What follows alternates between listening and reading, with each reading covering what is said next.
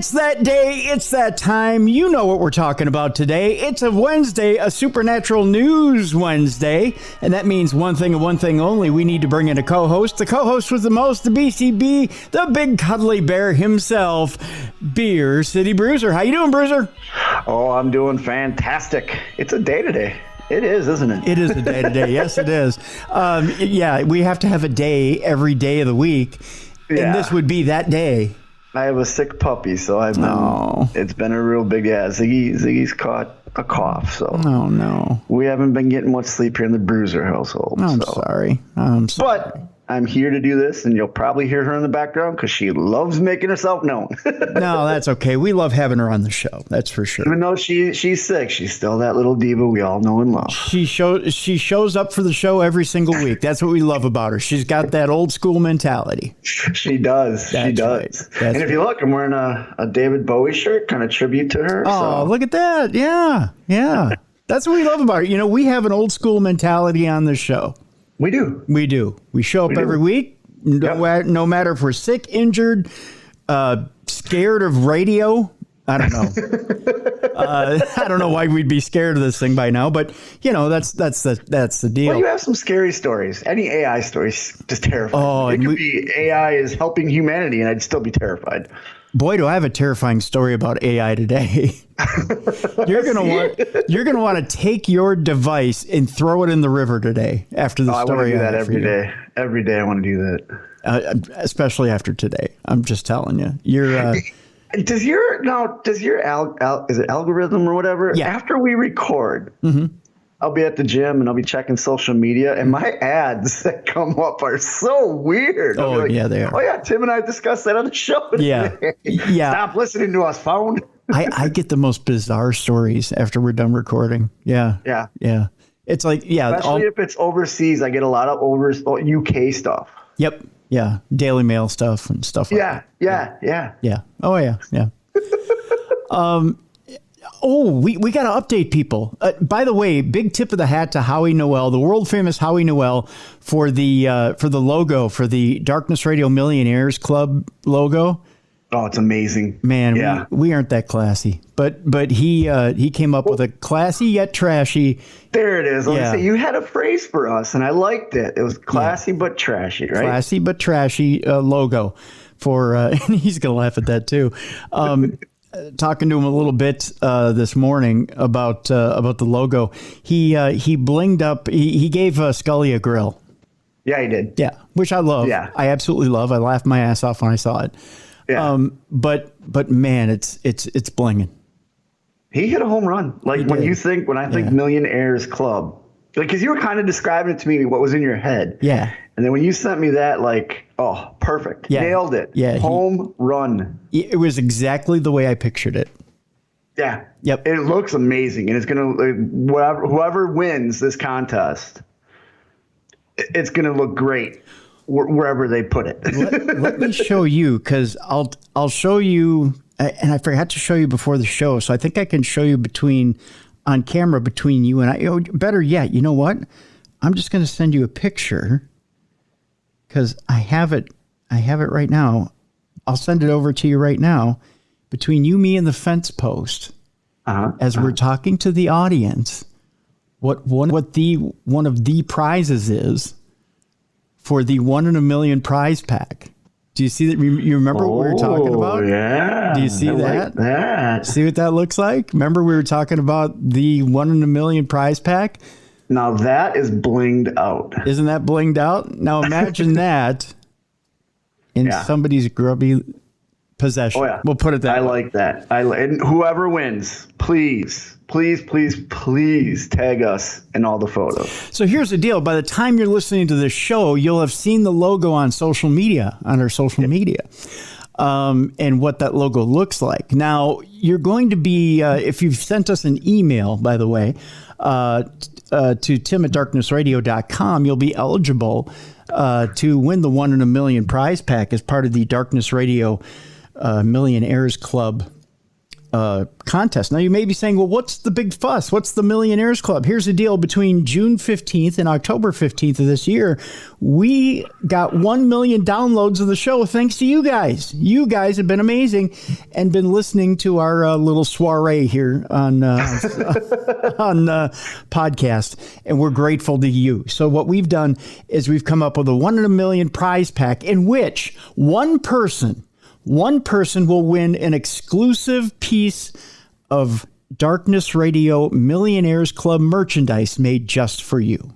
And I'm jealous. Like I said, please tag at Dr. Tim Dennis or at BCB Winchester on Twitter and take hundreds of photos. And please, I'm jealous. I want it. Yeah. You and I can't have it. Yeah, exactly. The idea is that you and you alone own this piece of merchandise. Yeah. Yeah. And it's been made specially for you. Now, this prize pack has a bunch of different things in there. I'll throw in an autograph photo. BCB has an autographed 8x10 he's going to throw in there. Yep. We've got a bunch of different things we're going to throw in this prize pack. I'm going to hit up Mally for something. She may have some things in there, whether it be an autograph or maybe some Paranormal Girl merchandise or something like that. We'll see if we can get something from her as well. Maybe Jess will throw in a book. I don't know. We'll see if we can get something from everybody in here in this paranormal prize pack to send out to for this 1 in a million prize pack. But we'll get this prize pack together for you, and we'll sweeten the pot here. But there'll be some swag and some Darkness Radio Millionaires Club swag. There'll be some secondary prizes as well, folks. So it's not just a one and done thing. Not just one person wins in this deal. We'll pick out at random. We'll do a drawing. So everybody will get something. I shouldn't say everybody will get something. Don't say everybody. No, not everybody. But random winners. So again, 1 entry per person, per household. Don't flood me with emails thinking there's a weighted system to this deal. It's 1 entry per person per household. And you just simply, this is how you enter. You send an email to tim@darknessradio.com and put in the subject line, I want to be in the Million-Heirs AIRS Club. That's it. The body of the email can have anything. I want free shit. I love free shit. Free shit is my gig. I love the swag. Give me the swag. Hey, let me know what it is I'm winning. I don't know. You guys are the best. We love you. I don't care what you put in the body of the email. You could put, if you could spell it. I don't care. Whatever you want to do. Or you said a few put have a crush on Bruiser, which I was flattered by. Yes, there have been a lot of I've got a crush on Bruiser in there. Go ahead and throw that in there as well. Just whatever you want. We've gotten pictures I'm getting dirty looks from Mrs. Bruiser now. I told you it was going to happen. You didn't have to mention it. I would have mentioned it, and she wouldn't have heard me. Well, she would eventually hear it. Well, yeah, that's true. People have sent pictures of Joy Behar with Patrick Swayze. Whoever took the time to do the one that you sent me, bravo. Yeah, that was a good one. That was an excellent one. They could have just released that as it wasn't Demi Moore at all in that movie. It was all 100%. I did have a friend who messaged me last week and said, I don't get it. I don't get what it is about her that you find so repulsing. No, it's the thought of her doing it with ghosts that's repulsing. Yeah. I don't think Joy Behar is that unattractive of a woman. It's her getting down and dirty and naked with a bunch of ghosts that I find repulsive. That's what I find. It's the act, not the person. That's right. Exactly. Joy Behar, wonderful woman. Yeah, I guess. As long as she keeps her clothes on. Then we're good. So yeah, that's how you get in the Millionaires Club, by not doing Joy Behar as a spirit. I don't know what I'm talking about now, but that's all you do. Just simply send us an email, tim@darknessradio.com. I want to be in the Millionaires Club -AIRS is how you spell that. In the subject line. We'll get you entered, and I believe we'll do that drawing next week. Ooh. We'll do it next week, Wednesday. Yeah. So I think we might have teased enough. We're gonna do the full blitz this week and weekend on social media, and I think we will. Should we do it next week or the week after? Let's do it next week. You want to do it next week? Let's do it before the holidays. We'll do it before the holidays. Because then people can show it off for the holidays. Well, you know what I mean. They can talk amongst their family about how they won this prize package. Oh, okay. I was going to say it may take a little longer to get it delivered because it's right, but they can let everybody know how awesome they are. Because keep in mind, this is all custom made stuff, folks. Yes, it's being made just for you, and it can't be made till we have a winner. That's right. So we have to have our winner before we have it made. So. Yeah, but they can share. They can be sitting there eating their Thanksgiving dinner, and I'm thankful for winning the Millionaires Club. That's right. That's right. I'm a custom millionaire, and they'll go, "Oh, you won Powerball." No, that was some jerk in California. Yeah, who's now a billionaire. Won my Powerball the other day. Yeah, he took all of our Powerball. Yeah, right. I was looking forward to not underwater needlepoint anymore. Just being a trophy husband, and right. Dreams slipped through my fingers. All of our fingers, buddy. All of our fingers. That's for sure. On today's show, we got a big show, by the way, today. I know I say that every show, every week, but big show today. Lots of big stories. By the way, the U.S. government isn't as open as you may think it may be as far as UFOs go. We'll talk about that today. They think you're stupid. Yeah, they've always thought that. Yeah, but they really do think you're stupid. Big planet killer asteroid is being covered up by the sun. Did you see the picture of the sun smiling? I did. That was awesome. That's a fake smile. They've got a big killer asteroid behind them that they're going to throw at us here soon. The sun, that is. The Air Force is showing us its. We'll talk about that today. I know we have a lot of funny stories today. I know if you're into the serious side of the paranormal, maybe today's show isn't it. Don't lick that toad, Bruiser. When we get to that story, I can relate to it because they have those by my parents' house. Really?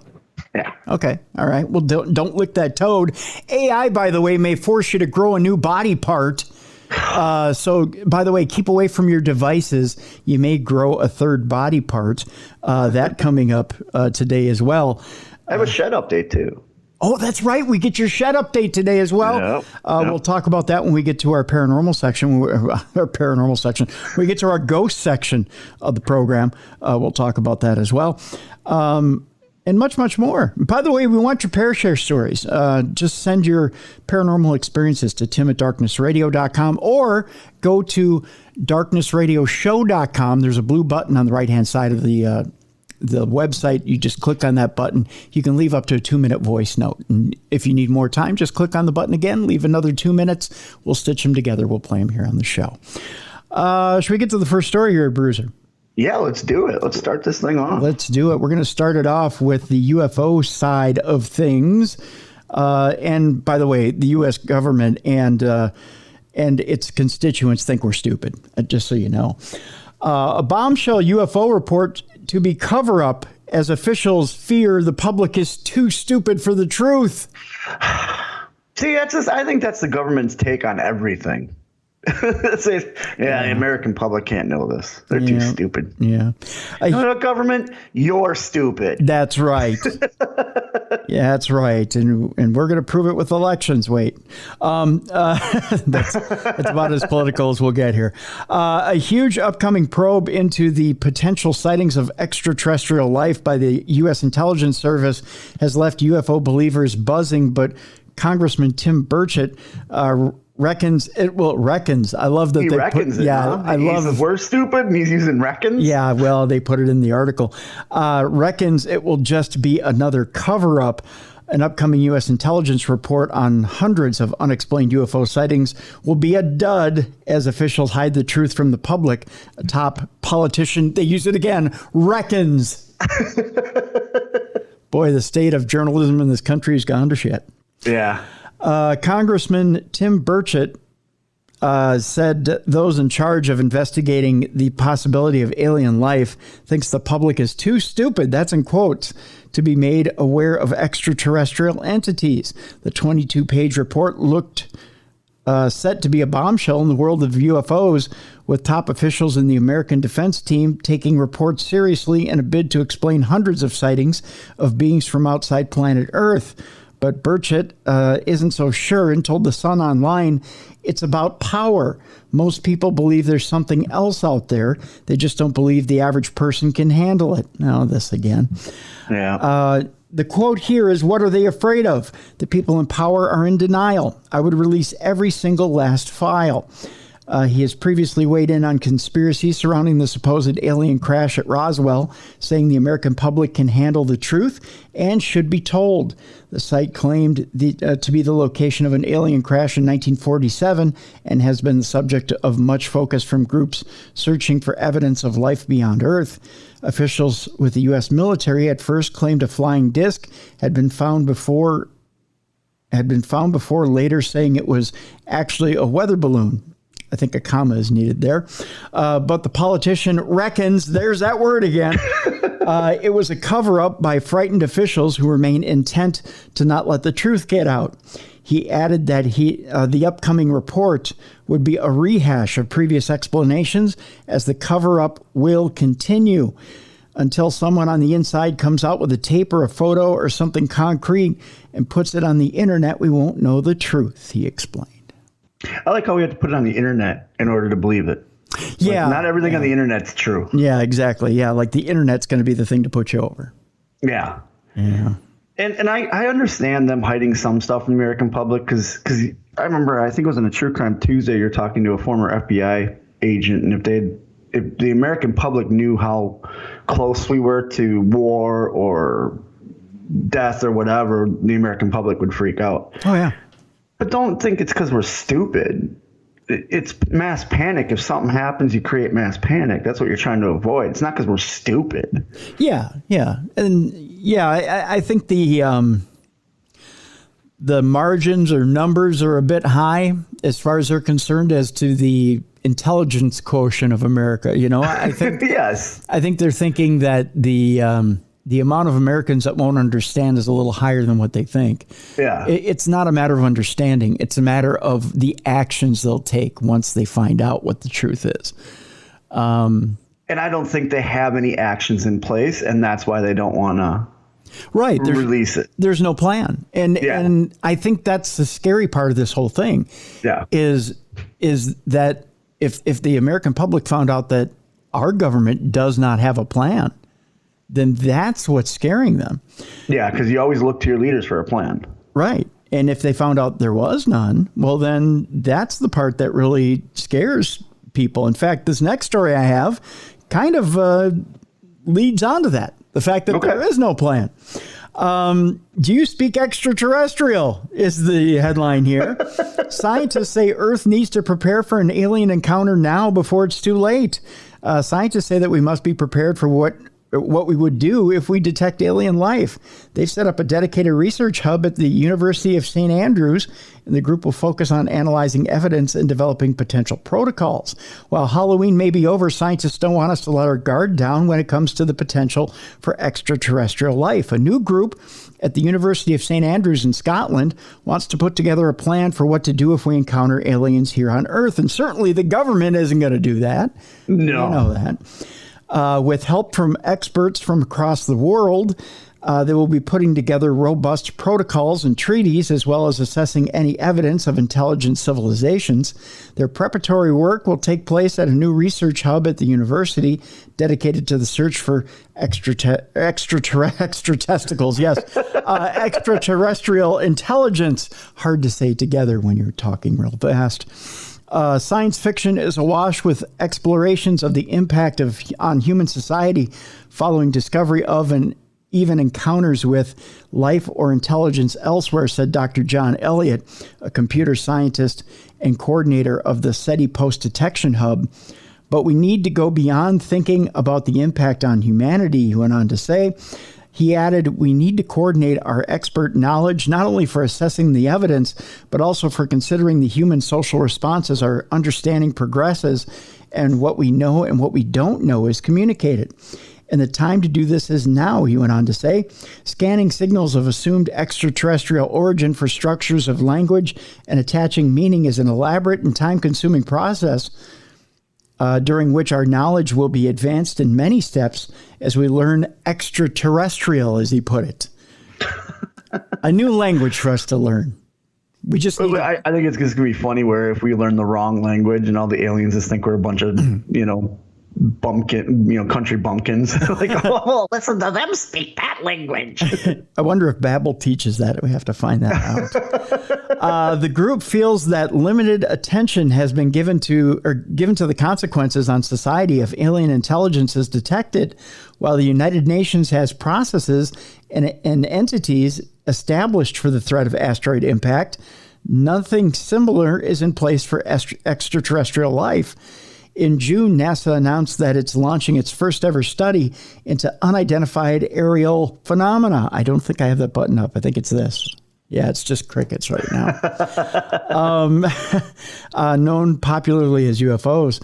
Over the course of 9 months, scientists are looking at current data into UAPs and establish which sightings are naturally occurring or not worth further investigation. The Hub's researchers wrote, social interest has risen considerably recently due to the detection of thousands of planets around distant stars in our own galaxy and closer to home through the exploration of nearby worlds such as Mars and Venus, looking for signs of life present or past. So there you go. You better learn to start speaking extraterrestrial pretty soon here, Bruiser. Yeah, I'm worried because they don't. The downfall of all this is they don't know what to study because we've never had any contact that we know of. Yeah. So we don't know, what if they show up and they speak fluent Spanish? We've been doing all this research and all we had to do is just say hola. You know what I mean? Like that's true. Maybe we don't know. Maybe they've been studying us for quite a while and they know Spanish. Exactly. We're the ones sending all these radio signals and stuff into space. So maybe they get here and all they do is just sing a bunch of Beatles songs to us. Wouldn't that be weird? Like, it would be so weird. They pull out the guitar and they all sound like Paul.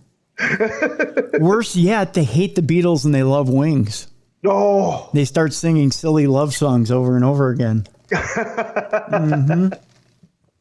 Just saying. We'll move on here before we start singing silly love songs ourselves. A planet killer asteroid is hiding in the sun's glare and could smash into Earth one day. Not any day, but one day. We'll take the hyperbole off the headline here. Well, at least we have a rocket to alter its course by 12 feet. Exactly. See, that's looking up, Bruiser. Yeah. Yeah, we'll move it 12 feet to the left one day with a nuke. That's why those nerds are launching rockets into space. They knew about this. That's right. It's now coming out. That's right. Asteroids of this size are big enough to cause mass extinction events. Oh, great. Joy. Planet killer asteroid that is hiding in the glare of the sun has finally been detected, and the giant space rock could smash into Earth one day. Not next day or the day after that, but one day. Yeah, just one day. It could have. That's just like, Tim, you could stub your toe one day. That's true. Yeah. You could. One day. Yeah. I wouldn't feel it. I have extreme neuropathy, but one day I could feel it. Yeah. Yeah. You could hit your head one day. One day. Not tomorrow, but one day. One day. One day. The 0.9 mile wide or 1.5 kilometer potentially hazardous, that's in air quotes, asteroid named 2022 AP7, remember that, is one of the largest, or one of several, large space rocks. I want to tone down the hyperbole here. Is one of several large space rocks that astronomers recently discovered near the orbits of Earth and Venus. Currently, 2022 AP7 crosses Earth's orbit while our planet is on the opposite side of the sun. So that's the only thing keeping us from getting boom The sun's right in the middle. Yeah, the sun's kind of holding its arms out. You two, corners. Yeah, that's like right. when my kids used to fight when they were little. Okay, you go to your room, you go to your room. All right. But scientists say that over thousands of years, the asteroid and Earth will slowly start to cross the same point closer together, thereby increasing the odds of a catastrophic impact. The asteroid, discovered alongside two other near-Earth asteroids, including the Cerro Tololo Inter-American Observatory in Chile, were described in a study published September 29th in the Astronomical Journal. 5 a.m. on my doorstep every Wednesday. I was going to say, you read that, don't you? That's your shitting material. That's my shitting material right there, my friend. So far, we have found two large near-Earth asteroids, or NEAs, that are about 1 kilometer or 0.6 miles across, a size that we call planet killers. Lead study author Scott Shepard, an astronomer at the Carnegie Institution for Science in Washington, D.C., said in a statement, "Planet killer asteroids are space rocks that are big enough to cause a global mass extinction event through the chucking up of dust into the upper atmosphere and the blotting out of the sun's light if they were to smash into Earth.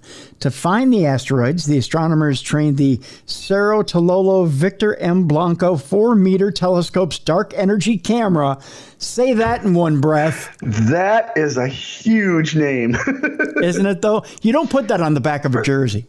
For as creative as they usually get with acronyms, that one is not very well. No, that would be the CTVMB4MTDEC. Which is still too long. It is, right? Can you imagine Michael Buffer trying to announce that? "Ladies and gentlemen, the Cerro Tololo Victor M. Blanco 4-meter telescope's dark energy camera."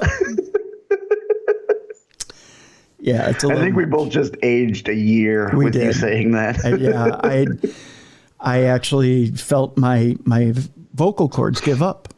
Right. How many donors do you think they had, and everyone donated? You know how you have tiers for donations, where if you top tier, you get it's named after you, and all of a sudden the guy opens it up and goes, "Well, shit, everybody donated to the top tier, so here's what we're just gonna have to call it." Victor M. Blanco goes, "Checkmate," as he opens up his wallet.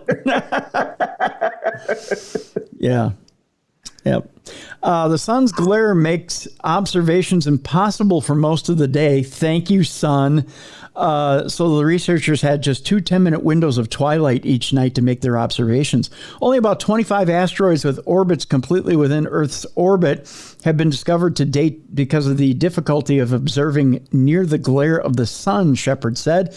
There are likely only a few NEAs with a similar size left to find. And these large... I don't mean to cut you off, but you're telling me as humans, we can create giant sunglasses that you and I can wear to look goofy. Yes. We can't make a special lens for these telescopes to block out the sun? Actually, we can create them, but you have to put on those huge, goofy sunglasses to see them. No scientist wants to look goofy. That's right. They want to impress chicks, not drive them away. That's right. Yep. That's right. So that's why we can't see these other Earth killers, because you'd have to put on those goofy glasses for long periods of time. And they got a big symposium coming up, and they don't want to look funny. That's right. They want to land chicks. So there you go. There's a conundrum. Yeah. Yep. We figured it out. Look at us. We're good. Yeah, we're good. Shepard says there are likely only a few NEAs with similar sizes left to find, and these are these large undiscovered asteroids likely have orbits that keep them interior to the orbits of Earth and Venus most of the time. NASA tracks the locations and orbits of roughly 28,000 asteroids. So that's what they do during the day. I always thought they sipped coffee and looked at blank screens. How do you apply for that job? I don't know. Skills. I can find space rocks. Yep. I'm a good at finding rocks. So following them with the Asteroid Terrestrial Impact Last Alert System, ATLAS. They don't name anything with short names. No, but at least this one has a cool acronym. That's true. They can say, well, that over there is ATLAS. They don't point at something and say, that over there, that's Larry. We found a new rock. What are we naming it? Bob? Sounds good. Yeah, sounds good. That's good. An array of 4 telescopes that can perform a scan of the entire night sky every 24 hours. That's what Atlas is. The space agency flags any space object that comes within 120 million miles or 193 kilometers of Earth as a near-Earth object and classifies any large body within 4.65 million miles or 7.5 million kilometers of our planet as potentially hazardous. Who came up with these numbers? Larry. This would be hazardous. You know what I mean? Like, hey, Larry, what do you think is hazardous? I don't know, 4.6 million. You got it. It's in the book. That's it right there. Just one more note here. Since Atlas was brought online in 2017, it has spotted more than 700 near-Earth asteroids. Oh, jeez. So try to sleep tonight, kids. Good night. Yeah. And 66 comets. So yeah, don't look up. At least our rockets move them 12 feet. That's right. The rockets move them 12 feet. So, we can build, 766 things to move shit. Yeah. Yeah. And it only takes 10 months to launch all this stuff, to move that stuff. So, exactly. Yeah. So get building, NASA. Good night. 2 of the asteroids detected by Atlas, 2019 MO and 2018 LA, actually hit Earth. So that's not bad odds. I mean, it's better than Powerball. Yeah. 2 out of 766. Yeah. Okay. Those are good odds. I'd take those odds. The former exploding off the southern coast of Puerto Rico, and the latter crash landing near the border of Botswana and South Africa. Fortunately, those asteroids were small and didn't cause any damage. Well, it caused holes. Yeah, well, crater. Good point. Yeah. That's damage. Right. You know who is doing damage, though? Who's doing damage? The Air Force. They're doing damage to everybody's eyes and to some kids' psyches. What are they doing? Well, you always get these reports of sightings in the sky. Yeah, the weather balloons, or they're testing stealth planes. Yeah, or that UFO may be a drone or strange flight patterns. Yeah. Well, the Air Force is saying that a penis flight pattern by a pilot was a total accident. So the Air Force is trying to show that big dick energy, huh? That's right. That's what they're doing. You nailed it there, buddy. I mean, not nailed it there, buddy, but you know what I'm saying. A U.S. Air Force pilot drew a flight pattern that appeared to resemble a penis in what the military says was a total accident. He's just showing the other Air Forces how big ours are. That's it. That's not a chemtrail. That's a cock trail. Just as I did that, I switched over my button bar, so all I can do is this. It's not even my button. Oh, look, it went off again. It's not even my button bar to give me a rim shot. Yeah. The Air Force said, look, it went off again. It went off again. It's a cock trail. Yep. Johnny Watt would have been proud of that rope. So are the Marines cuckolds then? I guess so. Because we're watching the Air Force do this. That's right. How do they say it wasn't planned? You know that guy was giggling the whole time. Oh, God. Like, yeah. Here's the balls. Let's see NASA measure this one. Plane buffs noticed that the KC-135 aerial tanker was flying near a Russian base in Syria Wednesday. Oh yeah. Oh, yeah. This isn't going to cause a war. Yeah. Why don't we just do a middle finger to him? Yeah. Left a strange configuration on flight radars. You know he did. The aircraft looped tightly in the waters between Cyprus and Lebanon, creating an oval shape, making 2 smaller circles at the base, and looking back at the top of the oval a second time, according to Flight Radar 24. The seemingly phallic shape resulting from the sporadic path was not intentional, a USAFE spokesman told military paper Task and Purpose. And oh yes, there is a purpose behind this. The KC-135 Stratotanker, or Rake 71, operating in the Eastern Mediterranean, adjusted between multiple different flight tracks during the course of the mission, Captain Ryan Goss said in a statement. While these adjustments and movements appeared to create a vulgar outline, there was no intent by the pilots or the units to do so. As we continue to look into this, USAFE, AFA Africa, AMC, Air Mobile Command, and the USAF will continue to maintain the highest standards of professionalism and airmanship. After a while, that was a tightly drawn penis. You heard that they released the footage communication between the tower and the pilot, right? No. It was pilot. What are you doing with this formation? And it was the pilot responding with, "I got 2 words for you. Suck it." As the DX theme started playing. Yeah. Air Force Colonel Damian Pickard, the top spokesman for Air Mobility Command, told the paper that the agency is grilling the crew for details on the incident. Oh, I bet they are. As they are all giggling in the debriefing room. Yep. But doesn't believe they acted inappropriately. Well, of course not. Well, No. Despite the military's objections, it wouldn't be the first time its members have pulled genital-themed aerial pranks. I suppose not. In 2017, 2 Navy airmen decided to use the jet's contrails cocktrails to draw a giant sky penis over central Washington because it would be awesome. That's the quote. That's an amazing quote. You can't court-martial them. They're being honest. That's right. Why did you do it? Because it was awesome. It was awesome. Navy officials originally recommended a disciplinary hearing for the pilots, but ended up recommending non-punitive letters of instruction. As in, well, if you're going to do that, put a little swirl at the end. So there you go. With that, Bruiser, it's time for a break. When we come back, Denver firefighters are suspended for declaring a living woman dead after they found her in bed during a wellness check.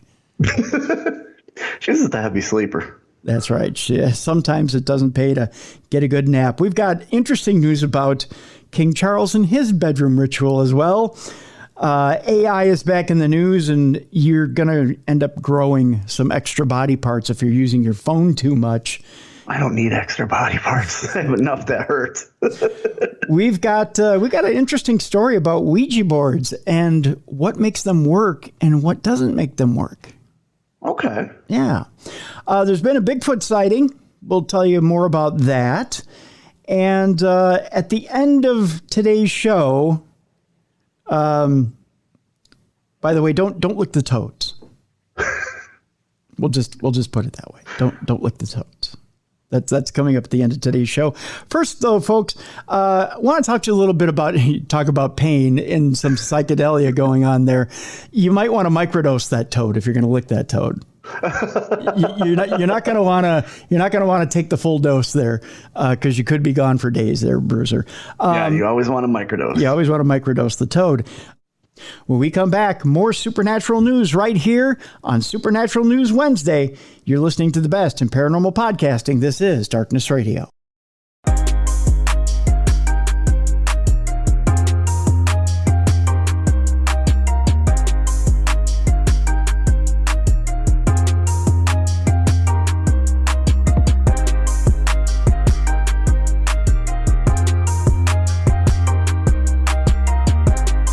Welcome back to the best in paranormal podcasting. This is Darkness Radio. I'm Tim Dennis.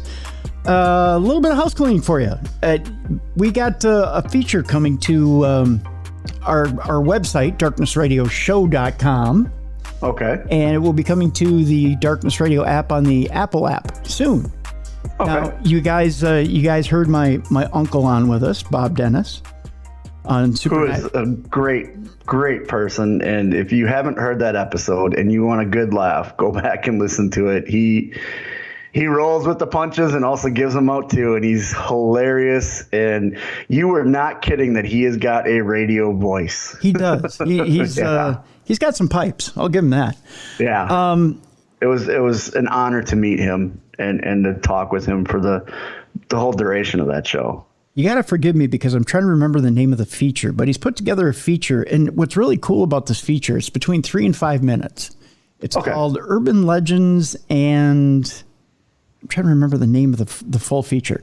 But he's made a few of these now, and we're going to put the feature up on darknessradioshow.com. And we'll try to hook that up to the app here relatively soon as well, so that button will be available on the app. He's come out with them almost daily now. If they're not daily, then they're at least a few times a week. So we're going to be releasing those on the website for those of you who don't have Apple products. So it'll have its own page on the website. I'm trying to remember what he calls it. It's Urban Legends and something else. But we'll get the full show title for you, and we'll actually we'll have in the description of the show, I'll have a link to the either a link to the page, or I'll have a teaser for the new feature. So like I said, it's just a 5-minute feature. If you remember the old radio features where it would give you a topic for the day. Oh, yeah. It's kind of like, I'm trying to remember what today's is. Let me see. I can... It reminds me of when I was a kid, Paul Harvey was a big thing in Milwaukee. And it was like he was reading the newspaper to you, but it really was just little 5-minute segments. And you know what's funny? I had somebody mention on social media that they thought that Robert sounded like Paul Harvey. You know what? I can hear that. I can hear it. Today's feature is on Lincoln's Ghost.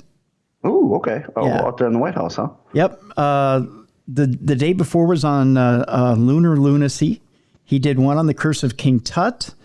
These are, and they're so interesting. He's been sending them to me, and I've been listening to him. He's got one on expelling ghosts, another one on the Tritium of Death, and it's got a spin to it that you haven't heard, and some of it is as old as I would say is as old as he, but I don't have my rim shot up.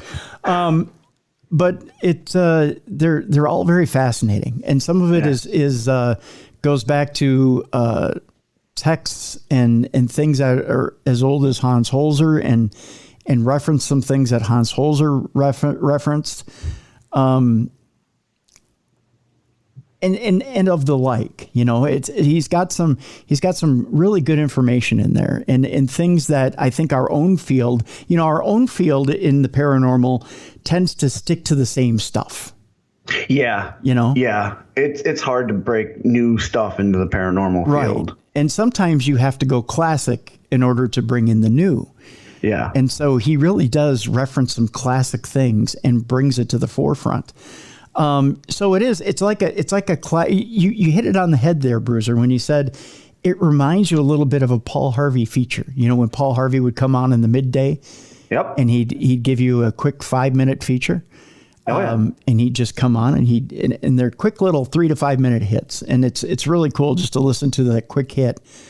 So we'll put those features up at darknessradioshow.com. We'll give Bob his own page.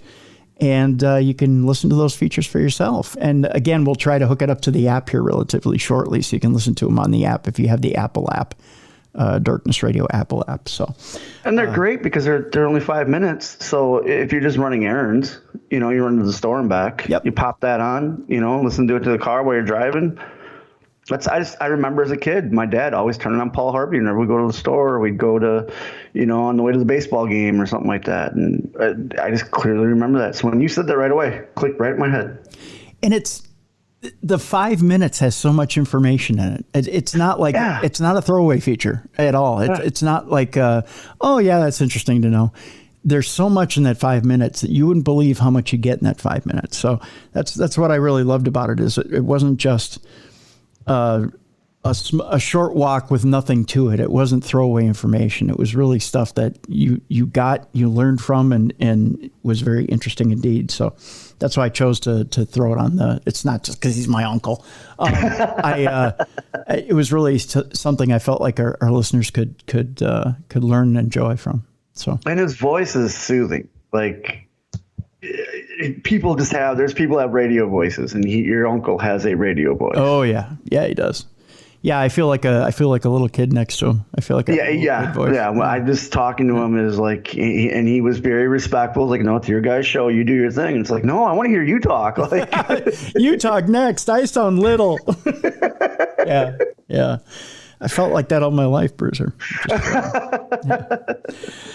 Let's get back into it, shall we? Denver firefighters are suspended for declaring a living woman dead after they found her in bed during a wellness check. In their defense, they did poke her with a stick. Well, I mean, you got to try and get her up somehow. I mean, it's not like you can just jump in the rack with her and be like, come on, baby. It's kind of a messy from there. 2 Denver firefighters received suspensions and demotions after they declared a woman dead after a wellness check, only to realize she was still alive. Oops. Ooh. That's why you always check for a pulse. That's right. You would think that would be the first thing, right? Especially if they're paramedics and firefighters. But no, they just went with the poke with the stick thing, and she's just a deep sleeper. The incident dates back to June 24th when firefighter Marshall Henry was sent on a welfare check to a woman who hadn't been heard from in 5 days to assist the city's police department. One police officer went to check on the woman and said she had blue-purple discoloration of her skin. Well, that might be a little bit of a fluid was leaking. Those are very close veins. That's what that is. Yeah. Fluid was leaking from her body and smelled like she was decomposing. That might be a different story. She just didn't shower in 5 days. Ew. Yeah. Trust me, I've sat next to people on a plane that haven't showered in days, or at least smelled like it and had fluids coming out of them. Ew. Fluids and gases that you just don't. You're in a public transport. Don't. Okay, so when you're sitting next to those people, do you choose to take the beverage? I do what I normally do. So I have a revenge plan. I always make sure I get something that I know will make me burp a lot or fart a lot. And I get back at them. Okay. They want to be stinky and smelly, fine. Yeah, and you just you fire it right back. Yep. Yeah. Denver Fire Lieutenant Patrick Lopez told his crew members not to bother going in because she was obviously dead and asked them to remain outside. Now, see, that's a bad move. Yeah, you don't do that. Yeah, you don't. You get a medical professional to give you a second opinion, I guess. Yeah, somebody else should call it, not you. Lopez told Henry, despite neither having actually checked on the woman themselves, to call the city's health services to get a pronouncement of death from a doctor. I thought it said from to doctor, but it is from a doctor. The doctor gave them the pronouncement based on Henry's description of the woman's condition as in an advanced state of death, and answered the doctor's questions in a way that suggested he had assessed her when he had not. When a police officer went back inside to look for weapons in the woman's home, he noticed her moving and called both fire and EMS to return and take the woman to a hospital. The Denver Gazette went on to say, Henry admitted to his mistake, and both he and Lopez informed their supervisors, while an officer denied having told the fire crew not to go inside the house. An investigation determined it was more likely than not that Lopez lied to supervisors to try and blame the officer. Lopez has since been demoted from lieutenant and has been given a suspension without pay, while Henry was suspended but not demoted. Both have served out the suspensions and returned to work, as they had no prior violations on record. The current condition of the woman is unclear. They're both big Monty Python fans. I'm not dead yet. Speaking of being dead in bed, I've got a story about King Charles. Oh, he's definitely dead in bed. Yeah, that's the rumor, for at least when Diana was alive. That's what she said. King Charles had a valet for his childhood teddy bear in his 40s. Well, good for him. I got this, do you know what else he has? I heard this the other day. Yeah. He has a person on his staff that's in charge of carrying an extra toilet seat so that when he's in public, he doesn't have to sit on any public toilet seats. What? Yep. Huh. Does that shock you coming from a guy who you just said has a guy that chauffeurs his childhood teddy bear at 40? No. Well, that was in his 40s. No, I got the story from our buddy Tom, who sends us stories every week. I love Tom to death. He sends us quite a bit of material. This I just found odd. It's not supernatural at all. It's not metaphysical. It's not paranormal. I just had to read this story because it's strange. It's weird is what it is. Yeah. King Charles had a special bond with his childhood teddy bear that continued well into adulthood. This according to page 6. In a new biography, The King, The Life of Charles III, Christopher Anderson claims that the king's former valet, Michael Fawcett, was in charge of caring for his stuffed animal when the king was in his 40s. There was also a former nanny, Mabel Anderson, who was brought out of retirement anytime the teddy bear needed mending. Brought out of retirement. The lady's 90 years old on her deathbed. It's like, nope, gotta sew his eye back on. Come on. You can make it. I'm not dead yet. Get those arthritic fingers sewing, lady. Yeah. The nanny was the only human being allowed to take needle and thread to Prince Charles's teddy bear. He was well into his 40s, and every time the teddy needed to be repaired, you would think it was his own child having major surgery, Anderson writes in the book. And he leads a country now. Yep. He's in charge of the country. Well, in a ceremonial sense. Yeah, but still. Fawcett was also reportedly in charge of squeezing toothpaste onto Charles's monogrammed toothbrush, shaving his face, helping him put on trousers, and lacing up his shoes, according to page 6.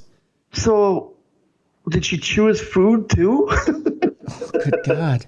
It's a good thing this guy isn't making major decisions like dropping bombs. No kidding. He was also responsible for laying out the royals' pajamas and turning down his bed every night. There's a reason Queen Elizabeth did not want him to be king. Oh, yeah. She's been on record numerous times that she was going to outlive him, and she tried her damnedest. Yeah. Uh-huh. And you're all like, okay, it's haha, it's because, it's your child. But now you hear this stuff, all this stuff's coming out because it's all public knowledge. Yeah. This dude's weird. Anderson also interviewed the gardening staff at Charles's Highgrove estate for his book. The head gardener said he woke up every day to a list of instructions and complaints written by his boss in red ink. The former Prince of Wales would stand on his porch and allegedly bark orders through a green megaphone if not happy with the job being done. For someone who said he was bullied as a child, Prince Charles clearly enjoyed bullying us, a Highgrove staffer told Anderson. He could be pleasant and courteous, but just as much of the time he was moody and mean. He didn't think twice about shouting insults at you if you put a foot wrong. I don't think he was bullied as a child. I think people just said no to him and he took that as bullying. That's exactly what it was. Yeah. Yeah. Interesting. Yeah, who do I have to talk to get somebody to carry around my stuff? Mrs. Bruiser. Like, I walked to the ring with that giant keg. Yeah, right. If I ask her to lay out my clothes every day, I get a slap in the face. Probably. But it'd be fun to watch. I get a slap in the face and a foot up the ass is what I get. I'm happy. I'm just lucky she likes to cook. That's true. Yeah. She's a hell of a cook. Great cook. Mm-hmm. But yeah, if I say, could you lay out my clothes for the day? I'd be naked a lot. You would with hand slaps all over my face. Be walking around with a fig leaf over you. Yep. Mm-hmm. That's funny. Yeah. Let's move on, shall we? I'm just getting the visual right now of you saying, woman, I need you to lay out my clothes and do everything for me. And her just standing there with her arms crossed looking at you like you've gone mad. Yeah. I'll suggest it tonight over dinner. Oh, please do. Please do. And video it, would you? So we can put it up on the blog. Yeah. Pictures of a Bigfoot-like creature hiding in trees shows the huge size of the beast. Footage of a Bigfoot-like creature shot in a wooded area in Tennessee have emerged, showing a huge black figure with super long arms moving through the trees. these pictures of a creature lurking among trees have emerged, showing the sheer size of that beast. The footage, which was shot in a wooded area in Tennessee, shows a huge black figure with super long arms moving through the trees. Despite a lack of clarity, which, surprise, surprise. Yeah, we have these new iPhone 14s with the best cameras ever, and no one can still catch a clear picture of Bigfoot. You know, I say that, but then, okay, so last night I was prepping for an interview that I did with the guys from the crew from Destination Fear, which you'll hear a week from tomorrow. Okay. And there's an incident in the first episode of the new season. I got to see the first couple of episodes of the new season. Okay. And Dakota Layden is sitting in front of a camera, and he has an incident with a spirit where the camera is forced out of focus and back in again as he's sitting there, and they're having an interaction with the spirit, and the spirit is forcing the camera out of focus and back in. And it's happening. The camera's trying to focus on one or the other. No, it is sitting right in front of him. Okay. It's a point of view camera sitting in front of him, and he's narrating to the camera. Yeah. And it is you can tell it's being forced out of focus and back in by something. Yeah.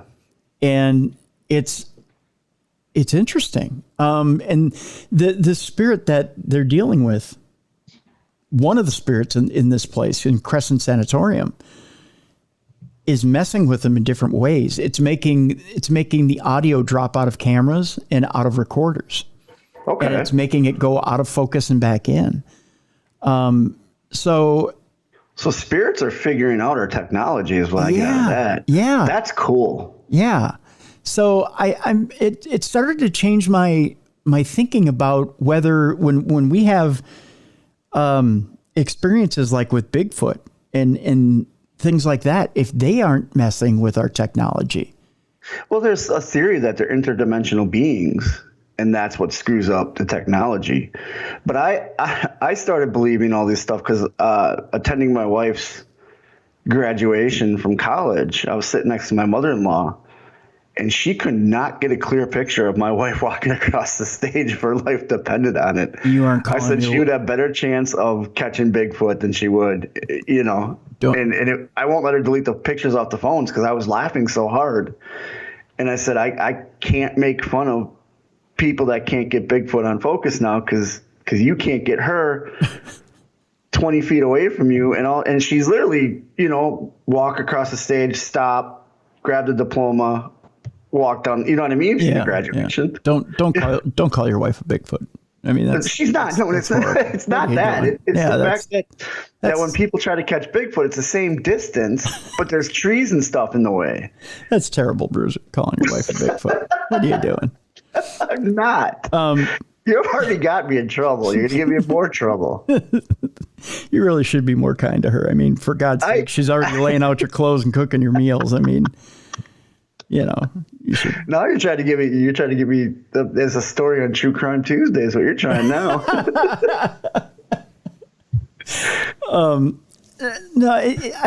You could argue that if they are interdimensional beings, like when we had Ronnie LeBlanc on, he was talking about, he believed that there was some sort of interdimensional deal, that if they are stepping out of a portal or whatever, maybe it's some sort of wavelength deal where, it's creating interference, like you said.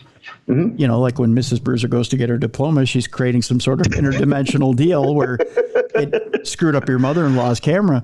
I mean, you just said it yourself. I mean, It's also, too, if you think about it, I did not say that. All right, I'm going on record, though. But it could also be, too, that you're not necessarily taking a picture of a Bigfoot in a wide open field. He is in a forest, and you got to factor in, there's numerous colors. There's numerous densities as far as leaves and branches and whatnot. And it's not like he's stopping, waving at you going, "Hi, I'm Bigfoot, take a picture." You know what I mean? Like he's Cookie Monster. No. Bigfoot eat cookies. So you could factor in like you said, the spiritual thing, the interdimensional thing, and just the fact that they're wild creatures.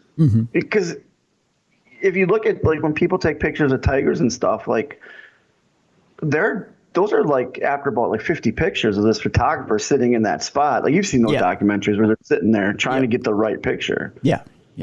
You know what I mean? Maybe that's what we need is get some of those fast shutter speed cameras instead of iPhones and stuff like that. Yeah, iPhones aren't really set up for, although you can capture the occasional, high speed photo. They're not really set up for shooting high speed.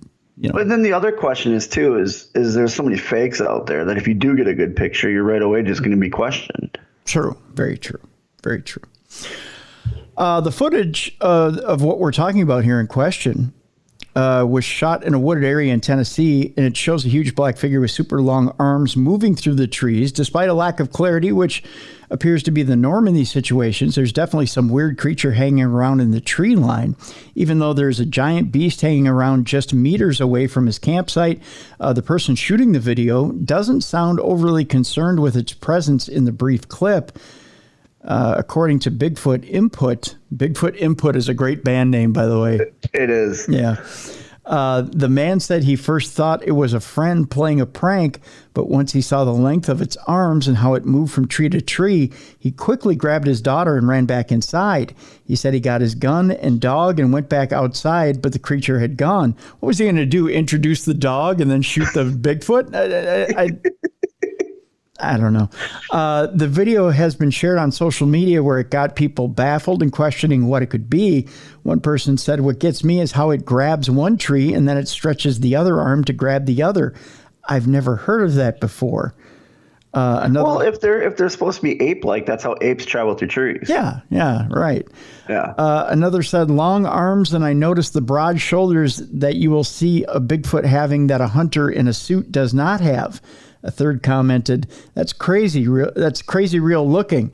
No one has arms like that unless you're Stretch Armstrong. Remember that doll?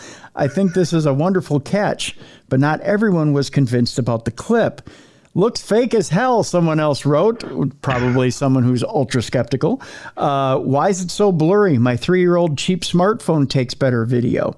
While someone else said, "Lots of pixelation, so hard to say for sure. First couple watches, it looks CGI."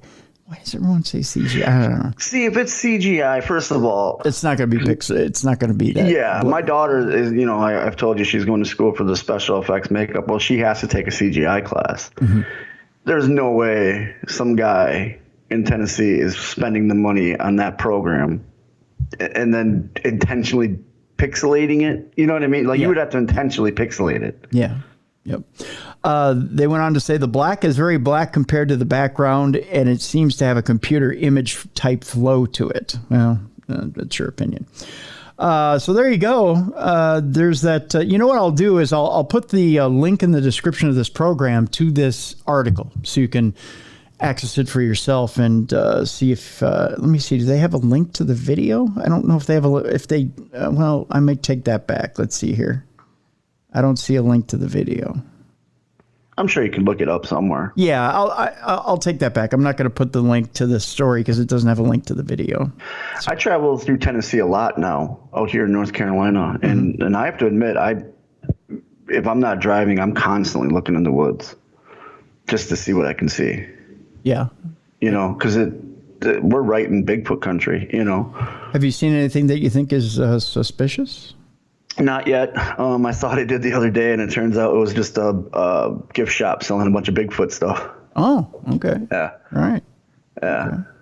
But yeah, Mrs. Bruiser and I have a running joke that if she's driving with me late at night, she starts honking the horn to wake the Bigfoots up to come on out. I'm like, no, we don't want to wake them up. Well, she could just simply lean out the window and call him. Would you stop it? Well, you said it. I did not say she. I said my mother-in-law. Oh, well, your mother-in-law takes said it. Pictures like she's trying to take pictures of Bigfoot. Not that my wife is Bigfoot. Well, you said it yourself. She was up there and couldn't take the picture of her because she was Bigfoot. Although if you try to take my wife's picture, she's very elusive. See, you just said it again. Man, you're in so much trouble. She just gave me a thumbs up for that. So, ha! There you go. There you go, Bruiser, trying to get me in trouble. Well, we'll move on with the story so we don't get you. All right. There you go. Do you believe in time travelers? Bruiser? I do. Supposedly one has shown up from the year 2671. So I've obviously read numerous stories about the time travelers, like the one guy that talked about making his car into a time thing, and he released the footage or that's Back to the Future. That's a movie. Well, yeah, that. But I'm talking back. Remember when message boards were a thing? Yes. Yep. And there was that guy who was claiming to be from the future, and he put how you could do all that. And then there's the other guy, and then there's all those pictures, like the one at the Mike Tyson fight where someone's taking a picture. Yep. With an iPhone. So like, yeah, I firmly believe, time travel is possible. We haven't discovered it yet, but I think eventually we will. Well, the guy in this article has an interesting name. This time traveler is issued a bizarre warning claiming people will fall from the sky next year. See, I don't like when they make claims like that and then it doesn't happen. And then they come out and claim, the timeline was altered. Well, that's a great way to get out of it. It does remind me of one of my favorite jokes, where if I'm sitting in a room real crowded, especially if there's people of our age, I always look around and go, you guys ever get the feeling the quantum leap guy has leapt into your body? I'm going to give you the spelling of this name so you guys can look him up on TikTok. His name is Eno, E-N-O, Alaric, A-L-A-R-I-C. Mysterious TikTok user claims to be a time traveler from 2671 and says 7 people will fall from the sky in June of 2023.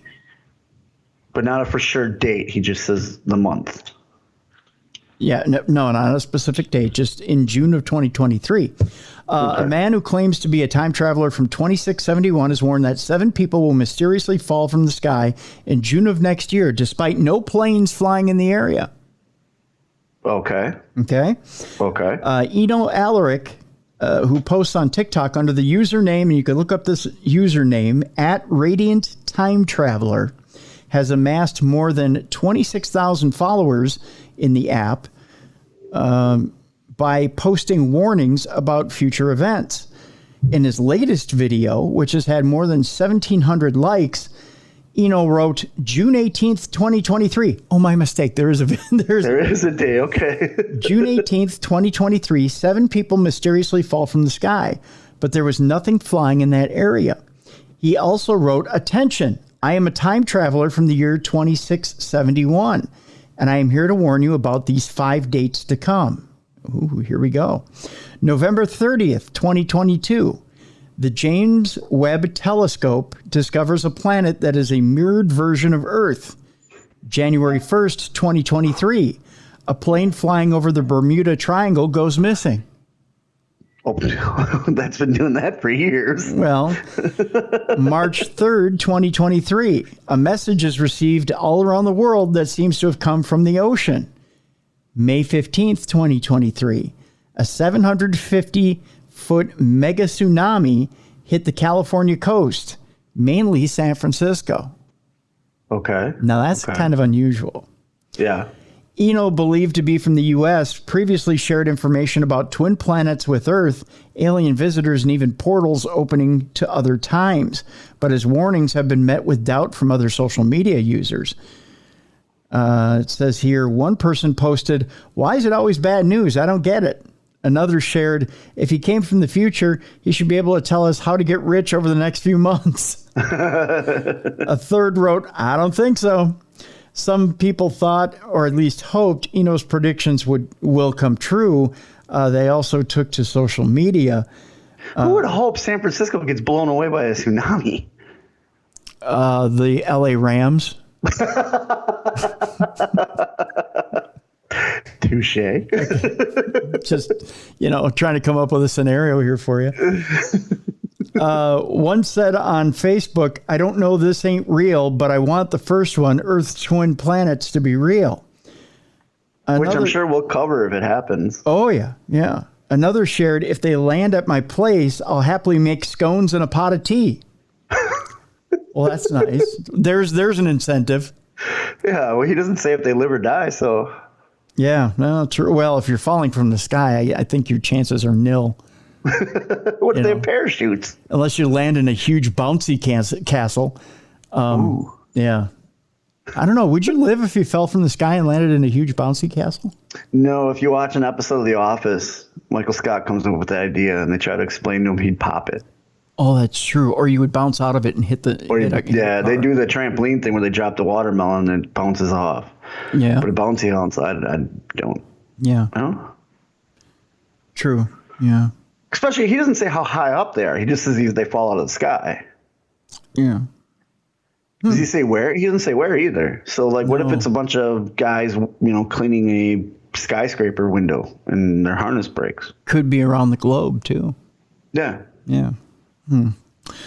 Further user posted, "Wahoo! Finally some excitement in this world." Like it hasn't been exciting enough. No kidding. Yeah. But this jackass had to up the ante. So there you go. That's what that time traveler had to say. I'm just curious to see what he's going to say on November 30th if they do not find a twin planet. I don't know. Well, it was shy. It needed more time. It was Team Bash or Planet Bashful. Yeah, Planet Bashful. You know what? At this time, let's find out what's going on with that shed on your property. Okay. All right. So as everyone knows, I recently purchased a house, and the shed, Mrs. Bruiser, who's a little sensitive, does not like going in. She gets strange, creepy feelings, and Ziggy doesn't like to go near it too. So I decided to do a little bit of investigating myself. Okay. Now there's no power out there right now. I can put power out there. There's outlets and whatnot. So I did a EMF sweep. Okay. Just to get a baseline and stuff. Mm-hmm. And while doing that, there is a clock that's in there. And this clock doesn't work. It's been in there since I don't know how long. I didn't put it in there. It was in there. Came with it. And while doing this, it mysteriously just fell off the wall. And I went to pick it up. It was running again with no batteries. Really? Mm-hmm. Whoa. So I put it back on the wall and continued. I did the research, like you said. Online, I couldn't find any information about the property, but I know the subdivision I'm in used to be farmland, and it was owned by a farmer, and his whole family kind of lived here, and they all had individual plots of land and stuff like that. So I got to do a little more research on him to see what happened to his family or why the subdivision made. There's actually a guy who lives catty corner to me who knew him, so I'm going to go talk to him too and try to get information. I want to do an EVP session out there, obviously, to see what happened. But the only creepy thing that happened was the clock, and then to getting some EMF spikes in certain parts of the shed. Interesting. Yeah. I wonder, even past when the farmer owned it, if you go far enough back into history, if it were, what Native American tribes would have been in that area, and if there was any burial grounds around that area? I'm curious about that too, and that's why I want to talk to the older guy here who knew him. And online, and I haven't gone to the library or anything like that. Everything's just been online. But I want to go to the library because they always have the paper, and you can see the deeds and everything like that. And I'm going to look that up. Yeah. And kind of get the history and see, because North Carolina has a lot of Native American history. Yeah. So I'm curious. I do know that the shed on the side has a chicken coop. Okay. And they used to have a chicken, duck, and like pig stuff. And they only did the construction like on that side. They didn't do anything inside. Like you go inside the shed, it's old and decrepit. And I was curious would you do all this new construction on this one side, but not in the, and they left stuff in there, which I was happy about. Oh, cool. They left me this. But then I'm like, why'd they leave this? Yeah. And then when the clock happened, it was like, oh, okay, put it back up. And it's ticking. And I'm like, that's odd. Look, no batteries. Weird. And then it stopped. Huh.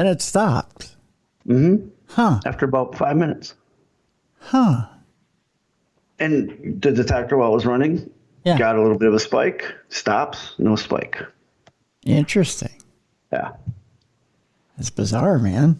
Yeah. So that's the only unexplained thing I can say. You know what I mean? Yep. There was some noises and stuff, but I factor that into the, Tank, the groundhog, Yep. Because we've had the 70, 80 degrees here. So I know he's still active. Yeah. So I can't say that was because of something paranormal. I think that was him underneath. Okay. Or on the outside. Yep. You know what I mean? It could be wildlife because there is, between the shed and my neighbor's shed, there is still some trees and whatnot. Mm-hmm. So any scratching noises I heard or anything like that, I just factored right away as that's animal. Yeah. Unless it was distinctive. You know what I mean? Yep. And so it could have been paranormal. Yes. I don't know, but I can't be 100% sure. So I factored it up to animals. Right on. Huh. Yeah. But yeah, it was very interesting. So I have some lumber out there. I just moved out there. Mrs. Bruiser and I moved some lumber out there, and I stacked it in a certain way because I want to see what happens. Yeah. Right where that clock is. So very interesting indeed. Well, we'll keep us surprised of what's going on. The other idea I have too is there's something with that clock. I think. Yeah. Do you think it might be of the haunted object ilk? I don't know yet. It's too early to say yes. Okay. But I had not noticed it until it fell. Okay. And I'd been in that thing, hundreds of times since we moved in. So you can jump around in there. You can move. It's not moving. Right. You know what I mean? It hasn't moved since we moved in. There's a workbench underneath it. Okay. You know what I mean? Yep. I've put stuff on the workbench. I've pushed stuff in there, and it hasn't moved at all. And now when I'm just by myself, sitting in one spot doing this, and it falls. like it almost tried to get your attention? Yeah. Okay. Yeah. And then when I pick it up, it's ticking, and I'm like, oh, okay. And I put it back. Oh, cool. I got a working clock. And I'm like, wait a minute. How old is this? And I flip it over, and there's no battery in there. I'm like, how is this working? Yeah. Interesting. Huh. Yeah. You got yourself a little mystery on your hands. I do. Yeah. I do. And I think I don't want to, because you know me, I like to do all the research I can, but I'm factoring in it's something with the clock, I think. But that could also just be whatever's there is, that's how it's communicating. Yeah, yeah. Well, yeah, you're right. That could. Because I didn't react to the scratching in the thumping because, like I said, there's a groundhog who I've seen numerous. I've talked to you about him. Yep. And he's huge. I call him Tank because he's huge. Yeah. And with the weather being so nice, there's no way he's hibernating right now. Right. Right. Yeah. Yeah. And if he moves, he's gonna make sounds. Yeah. Yeah. And you could easily misconstrue it for him. Yeah. Yeah. Yeah. So that's why I don't know if they were getting upset because I wasn't paying it because I just put that as like, okay, that's him. Yep. Yeah. Huh. All right. Well, yeah, definitely keep us. Yeah, I want to do an EVP out there, and then I got to go to the library to look up. Yeah. And I want to talk to the older guy back here because he's lived here since subdivision. It's funny there. He's in his 80s. And then he's got two sons that live next door to him. One lives next door, one lives across the street. And he's got a nephew. The whole family lives here. But they all knew, I'm not going to say the farmer's name because you can find out where I live then. Yeah. But they all knew that family. In fact, the old man here bought his land from that farmer to build his house. Really? And then when the sons wanted to come on, he talked to him about, hey, can we do this? So. Interesting indeed. Indeed. So not a lot, but still some unexplained. That is. Yeah, no, it's very intriguing. And by all means, keep us updated when it comes to what you find out. Yeah, I'm on the road next couple weeks, but then December comes around and it slows down obviously around the holidays. And Yep. Yes, indeed. I've got a list of what I want to do. Yes, indeed. But the Native American definitely crossed my mind because, like I said, North Carolina has a lot of Native American history. Mm-hmm. You know what I mean? So I'm curious to see where the farmland, because as far as I found out, is he owned this land for like it's been in his family, this farmer's family forever. So I'm curious to how they got the land. Yeah. Yeah. But I couldn't find anything online about it. So weird. All right. Yeah. Good deal. Yeah. Thank you for the update. Yes. Let's move on. We're going to stay in Tennessee. And speaking of ghosts and haunting activity, we're going to talk about paranormal activity after the death of a Clinton furniture store owner. We go to Clinton, Tennessee, where this time of year, we hear all kinds of stories about haunted houses and buildings. In Clinton, those types of stories lead you to the J.R. Doherty building on Main Street. It was a furniture store and apartment complex for half a century. Today, the walls and ceilings are peeling apart. The stairs and floor creak with every step.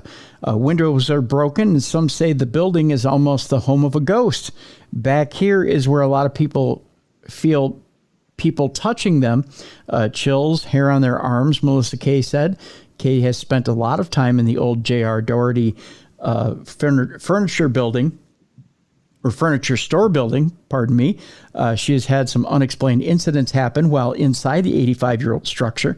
It says, this is the quote, just about right about here. I'm not used to saying about twice. Just about right about here, and I heard somebody come running up the stairs behind me, so I just moved to the side. I jumped to the side to let whoever it was past, but no one was there, she told WATE. I think there is a lot we don't know, even though we may say it's a ghost or something. We don't know, or we don't have the equipment to understand or the intelligence to understand, she went on to say. Kay explained her experience is just one of many that people have reported at the old building. According to her, the paranormal is normal. A window opening on its own, lights turning on and off on their own, and furniture moving around on its own. Kay says the former owner of the store, J.R. Doherty, died in his upstairs apartment 35 years ago. She has come to believe that his body was removed, but he never left. The activity has come and gone, and it seems that when Craig Hansen first bought the building and was working on it, they were experiencing a lot of things. Furniture was moving around on its own, footsteps were everywhere, but no one was in the building. She said when Mr. Hansen, the current owner of the building and the owner of the Cadence Craft and Trade store inside, moved Mr. Doherty's belongings out of his apartment and locked up the building, someone or something didn't like it. He comes down here and all the lights are on, all the alarms are going off, and all this stuff was smashed and broken everywhere, and there was no sign of a break-in or anyone coming in. Kay wonders if that was J.R. Doherty and wonders if he was behind the constant opening of a closed window. I kept my eyes on it and watched the window because I wanted to see it actually open on its own. This is a weird beginning for a sentence. For 20 minutes watching, and we got distracted and looked away for 20 seconds and looked back over, and it was open, she said. Well, it's Tennessee, I guess. She continued, somebody couldn't have run by and opened it and disappeared in that amount of time that we weren't looking. They talk strange. I reckon that's what they say. I reckon. Some things in the old store, like this doll case that Kay set up, just add to the curiosity of the building. She goes on to say, dolls are creepy. Who doesn't like a creepy doll, she said. Well, a lot of people. She goes on to say, the one with no hair and spider on its head, that was a special touch. That's one way of saying it. Yeah. Yeah. Like, here, let's just put the creepiest doll we can find right here. Yeah. But stories about the ghost of the former owner reacting to what he was seeing in the store really make you wonder. The old building is being sold and will be remodeled, but there will be a store on the lower level and apartments on other levels. Kay says it will be interesting to see if the paranormal activity will come to an end or continue when that happens. My guess is it's going to continue. Yeah, I don't think it's going to stop. No, I don't think it stops because someone new comes in. That's for sure. We move on. There's a story about Ouija boards and 3 factors that may explain why they appear to work for some. You know, some people will sit at a Ouija board and it'll fire right up and you're very interactive with it. And others, like maybe yours truly, who's sitting right here in front of you, not a thing happens. I've had stuff happen with me, but you also scare shadow people, so I don't see why it would work for you. Yeah. You know what I mean? There's something about your aura or your energy or something that the shadow people must feel, and maybe they're connected to the Ouija board too, you know? I have no idea. Despite being around for more than 100 years, Ouija boards, a wooden board covered with letters of the alphabet, the numbers 0 through 9, and the words yes, no, and goodbye, continue to be a popular activity, especially around Halloween. To work, all participants must place their hands on the wooden pointer or planchette and ask any present spirits to answer their questions by moving the planchette around the board to spell out their response. While some see it as a harmless parlor game, others swear by the board's ability to communicate with those who have passed on to the other side. But though science suggests that ghosts aren't behind the board's mysterious movements, the explanation for how they do work isn't as straightforward as you might expect. The history of the Ouija board is a long and varied one. It may first be partially traced back to the Fox sisters, popular mediums in the 19th century who pioneered the spiritualism movement. One of the most frequently used methods for communicating with so-called spirits involved saying the alphabet aloud and listening for a knock and response. This allowed them to spell out words and messages supposedly from the dead. This method captured the public's imagination, but was quickly frustrating. People wanted to be able to communicate with spirits as quickly as they were able to communicate with people using new technology, such as the telegraph. So when the Ouija board was finally developed in 1890, it was an instant success. But despite its early popularity, the Ouija board fell out of favor at the start of the 20th century. This was largely due to many famous mediums who used the device being publicly debunked. Even the Society for Psychical Research moved away from spirit communication towards other paranormal phenomena, such as extrasensory perception, the ability to send and receive information with your mind, and haunted houses. However, interest in spiritualism and Ouija boards more generally was rapidly revived after the Second World War and continues to this day. But do Ouija boards actually work? It depends on who you ask. For those who believe in the ability to communicate with spirits, the answer would be yes. But given there's no conclusive evidence that spirits exist, the answer from skeptics and scientists alike would be a firm no. And yet we often hear stories from so-called non-believers who say that they felt the planchette move over the board, spelling out words and telling them things no one else around the table could know. So if it isn't ghostly messages from the other side, then what is it?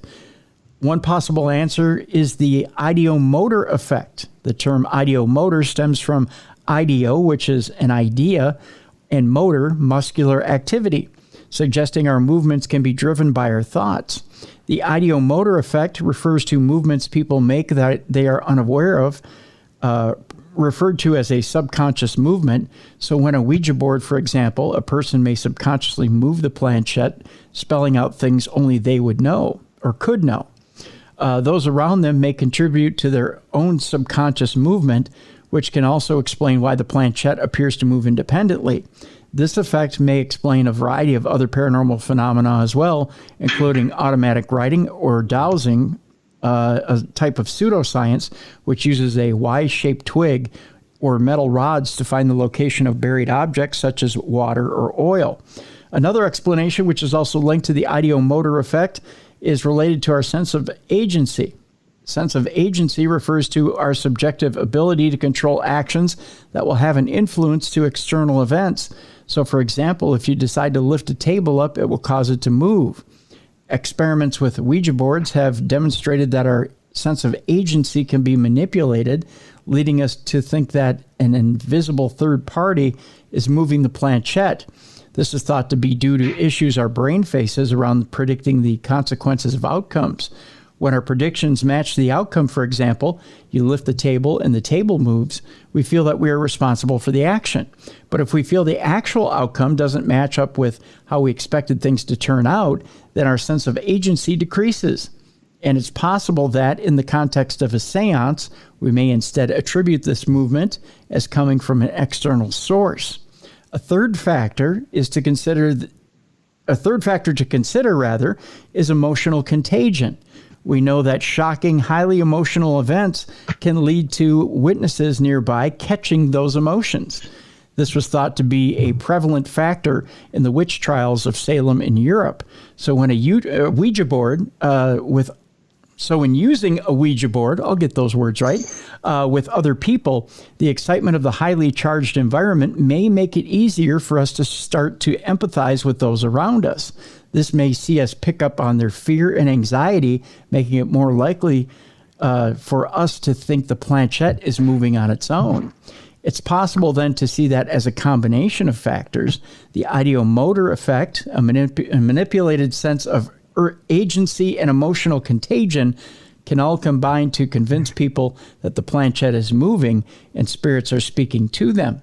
But given how difficult it is to replicate the social setting in which most people use Ouija boards in a lab, we can't say with complete certainty that these factors alone explain what actually happens when we place our fingers on the planchette and call the spirits to share their knowledge. As some experts note, the public's desire to communicate with the dead tends to become more popular following times of social and political upheaval. Given the present social, economic, and political climate, including the COVID-19 pandemic, the ongoing war in Ukraine, and the cost of living crisis, it's entirely possible that we will see a return to the seance rooms of the Victorian era, or at least, the very least, on TikTok. So there you go. Of course on TikTok. Of course on TikTok. So that's that story right there. Whether they work or not, you still should avoid them because you are doing some sort of ritual to open up, to thin the veil between our world and whatever paranormal world there is, and something malevolent, I hate that word. Malevolent? Some evil Yep. could sneak its way through. True. Very true. Yeah. Just because you have a board in front of you that somebody made doesn't mean that that's what's causing it. It's the ritual that goes into it, mm-hmm. and the gathering of more than one person and all that. And that's what I think. That's why I avoid them, is because with all of you getting together, doing a seance or doing the ritual is where the spirits can be like, oh, we can come in here. Yeah. And that's that leads to bad things, because you're opening yourself up, and you think you want it to be positive. You want it to be a good thing. You want it to be grandma, grandpa. Mm-hmm. Mm-hmm. But, a demon or a evil spirit could be like, well, yeah, I'm your grandpa. And then sure. Now you got it attached to you. I think it's just like going into a haunted house and doing an investigation and something attaching to you. Like after we left the museum the one time where I thought something attached itself to Mrs. Bruiser, you were the first person I called, mm-hmm. and you're like, well, this is what you need to do. Try this, and people, that doesn't come in the instructions with a Ouija board. You know what I mean? Right. Yeah. I think a lot of people assume that if you sit down with something like a Ouija board and, well, my intention is good, so their intention must be good too. It doesn't always work that way. It takes two people to tango. It's like when you meet somebody on the street. Well, if you're a good-natured, good-intended person, it doesn't necessarily mean that the person you meet has good intentions. People still get robbed. People still get stabbed. People still get, they get beat up in the middle of the street, or they have arguments at the very mm-hmm. least. It doesn't mean that every person you meet's a great person. But you meet somebody with the intention of there being a good meeting. And that's the way you meet in good faith, Mm-hmm. So when you use a Ouija board, you open up a Ouija board with the idea that you're meeting in good faith. Doesn't always mean that when you open that session that it's going to turn out that way. So you do have to protect yourself. I have a question for you, because Cindy Kaza pretty good. You're friends with her or whatnot, and you know her. I know her. Yep. You've not just her, but other mediums. Yeah. Yep. That do spirit writing. Yep. Do they do some sort of protection afterwards or a cleansing afterwards? Because they're basically opening themselves up to do the spirit writing, correct? No, they do it before, and if they feel they need to afterwards, they will. Okay. Yeah. I've always wondered that, because when you watch the shows and stuff they're all on, they obviously don't show that part because, The key is they never fully let that, they may channel that spirit, but they never fully let that spirit take over. There's a difference. Okay. When you channel a spirit, you don't give them dominion over you. You know, you don't let them have you or completely take over your body. Okay. You know, you're still maintaining control. You're just bringing them through. There's a difference. There's a difference between channeling and a walk-in. Okay. Okay. When a spirit walks in, a walk-in will walk in and take control of your body, and your personality ceases to exist. Mm-hmm. And that is a thing. You have people who get into accidents and near fatal accidents where their personality ceases to exist, and another soul walks in, and you're gone, and someone else is living in your body. You do sometimes eventually come back, but some other soul has walked in. You hear about that a lot with head injuries. Yeah. This is not it. When a psychic channels someone, they're in control. They bring that soul in. They let them speak through them, but they also have power over that soul to expel them. So, okay. Yeah, there's never, I shouldn't say there's never a danger there. But there's always a danger, but they train themselves. They've gone through a training to do that. And people that do these Ouija boards and stuff, they don't do that training. No. And if you're sensitive, which not everyone knows they're sensitive, you're essentially inviting that spirit in. Yeah. It's a difference between, I'm trying to think of a good way of putting this. Well, it's the difference between being protected and walking into a dangerous area with protection and walking into a dangerous area completely unprotected with your arms out saying, "Come and get me." Mm-hmm. You know, it's just those are the going into a war zone with body armor compared to going into a war zone without. Yeah, sure. That's one way of putting it. Sure. Yeah. I've just always been curious because she does, and I mentioned Cindy because she's Z1 right now, and she does a lot of the spirit writing, which I'm just fascinated. It's amazing to watch her do that. Yeah, and keep in mind with automatic writing, you're letting them use your arm as an instrument to get out whatever it is they need to get out, but you're still somewhat in control of your faculties. They're using your mind, your arm to get out the message they need to get out. And you'll hear a lot of psychics sometimes say, I wasn't fully aware of what it was that was going on, because they have given control of that part of their faculties to the spirit to get that message out. But at the same time, subconsciously, they're in complete control. Okay. They're not letting that spirit do anything harmful to them. Yeah. You know, and when that session is over, that session is over. They're out. Okay. Yeah. And the more that they open themselves out and then push that spirit out, the more they own that control. Okay. So, yeah. Yeah. Yeah. It's always just fascinated me. Oh yeah. Yeah. It's, and you know what? It's when you see like Chris Fleming is another psychic I've seen channel quite a few times, and it's scary to watch because you watch that change. You watch that person go away. Yeah. It's not just change. They go away. Yeah. I've seen it. I've seen it numerous times. Yeah. And it's like you said, it's very frightening at first. Yeah.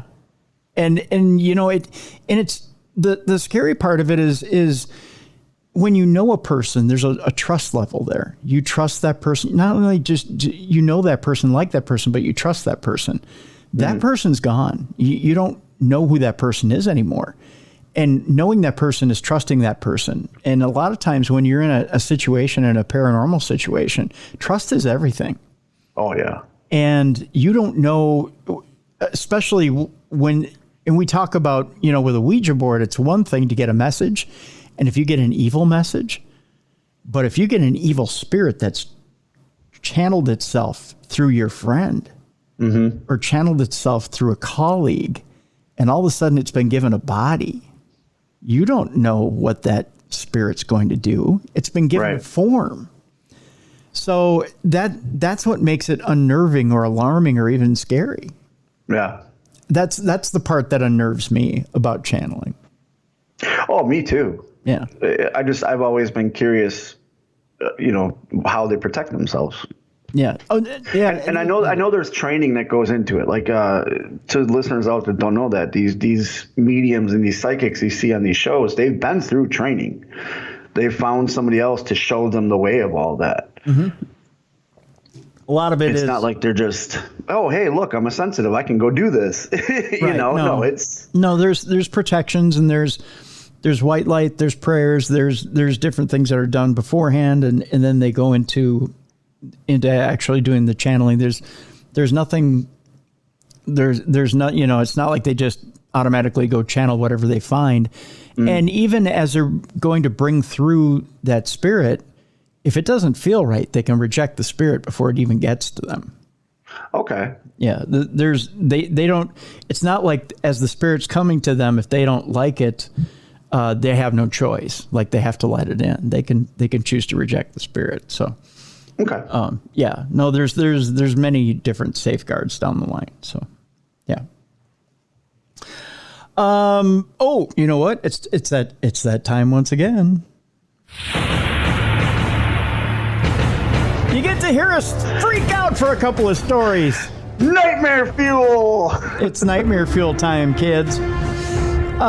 Here's one that'll absolutely unnerve you. Scientists increasingly can't explain how AI works.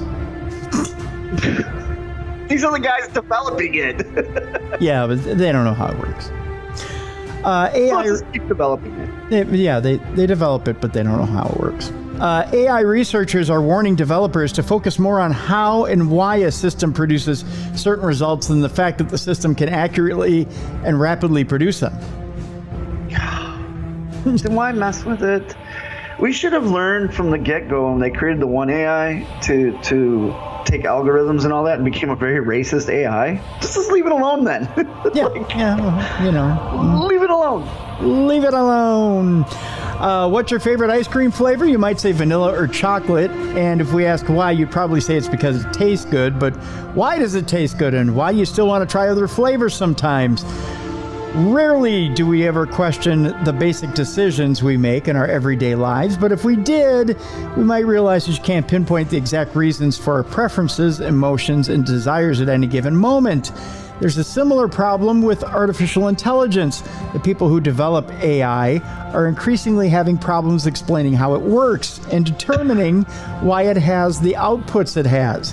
Deep neural networks, or DNN, which is sure to be a cable channel sooner or later that'll demand way too much money, made up of layers and layers of processing systems trained on human-created data to mimic the neural networks of our brains, often seems to mirror not just human intelligence, but also human inexplicability. That's a huge word. Inexplicability. Most AI systems are black box models, which are systems that are viewed only in terms of their inputs and outputs. Scientists do not attempt to decipher the black box or the opaque processes that the system undertakes, as long as they receive the outputs they are looking for. For example, if I give a black box AI model data about every single ice cream flavor, I don't know why we're stuck on ice cream on this deal, but it's making me hungry, and demographic data about economic, social, and lifestyle factors for millions of people, it could probably guess what your favorite ice cream flavor is, or where your favorite ice cream store is, even if it wasn't programmed with that intention. Yeah, but scary, huh? It's scary, but my question is, humans lie. How's the AI not know we're lying? Because it's scary that way. These types of AI systems notoriously have issues because the data they are trained on are often inherently biased, mimicking the racial and gender biases that exist within our society. That's how they tell you. Yeah. The haphazard deployment of them leads to situations where, to use just one example, Black people are disproportionately misidentified by facial recognition technology. It becomes difficult to fix these systems in part because their developers often cannot fully explain how they work. which makes accountability difficult. As AI systems become more complex and humans become less able to understand them, AI experts and researchers are warning developers to take a step back and focus more on how and why a system produces certain results than the fact that the system can accurately and rapidly produce them. If all we have is a black box, it is impossible to understand causes and failures and improve system safety. Roman V. Yampolsky, I believe his name is, professor of computer science at the University of Louisville. No, Louisville. By the way, I'm hearing more and more people saying it correctly. Louisville. Louisville? No, Louisville. It's Louisville. It's not Louisville. It's not Louisville. It's Louisville. I'm hearing more and more people correctly pronouncing it. Congratulations to the people who are. It's not it's not it's Louisville. It's not wrote in his paper titled Unexplainability and Incomprehensibility, the people who say of artificial intelligence. Additionally, it's just getting more and more ridiculous the more you say it. Not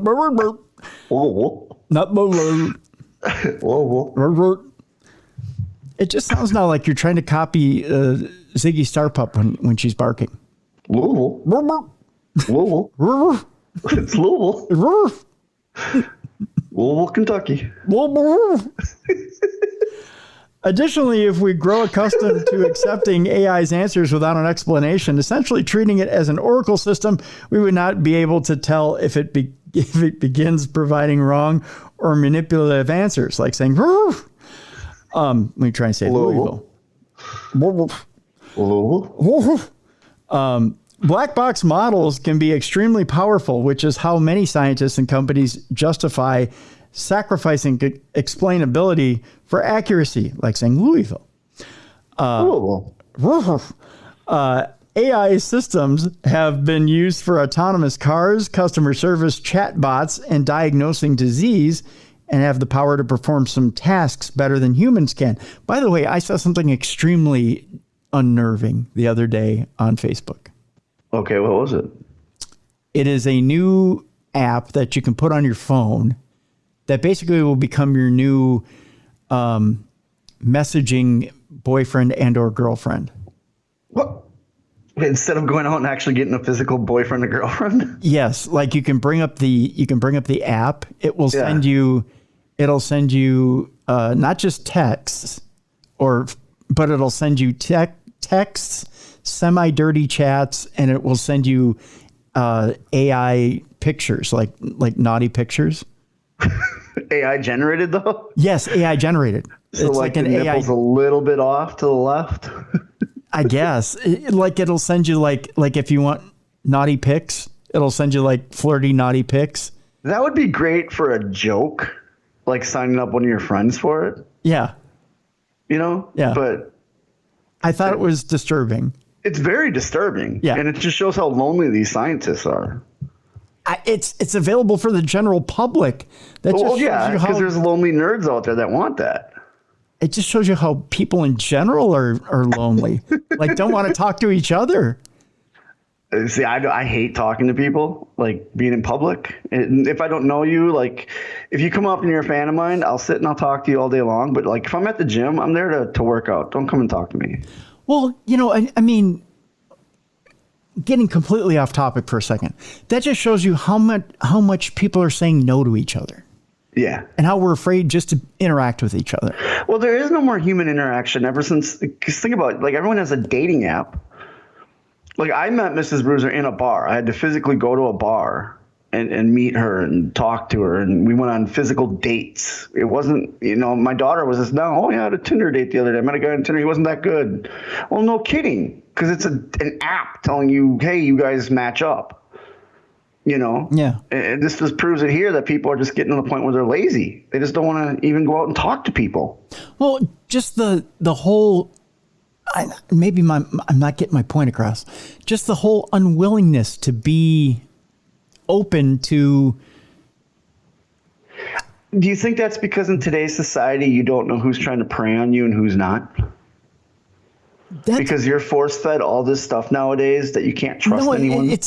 That's only a small part of it. It's just the unwillingness to be with people. True. No, that social media has made it so that you don't want to be with people. Yeah. Because why sit and talk to somebody that's 2 feet from me when I can interact with somebody overseas? How many times have you been in a room?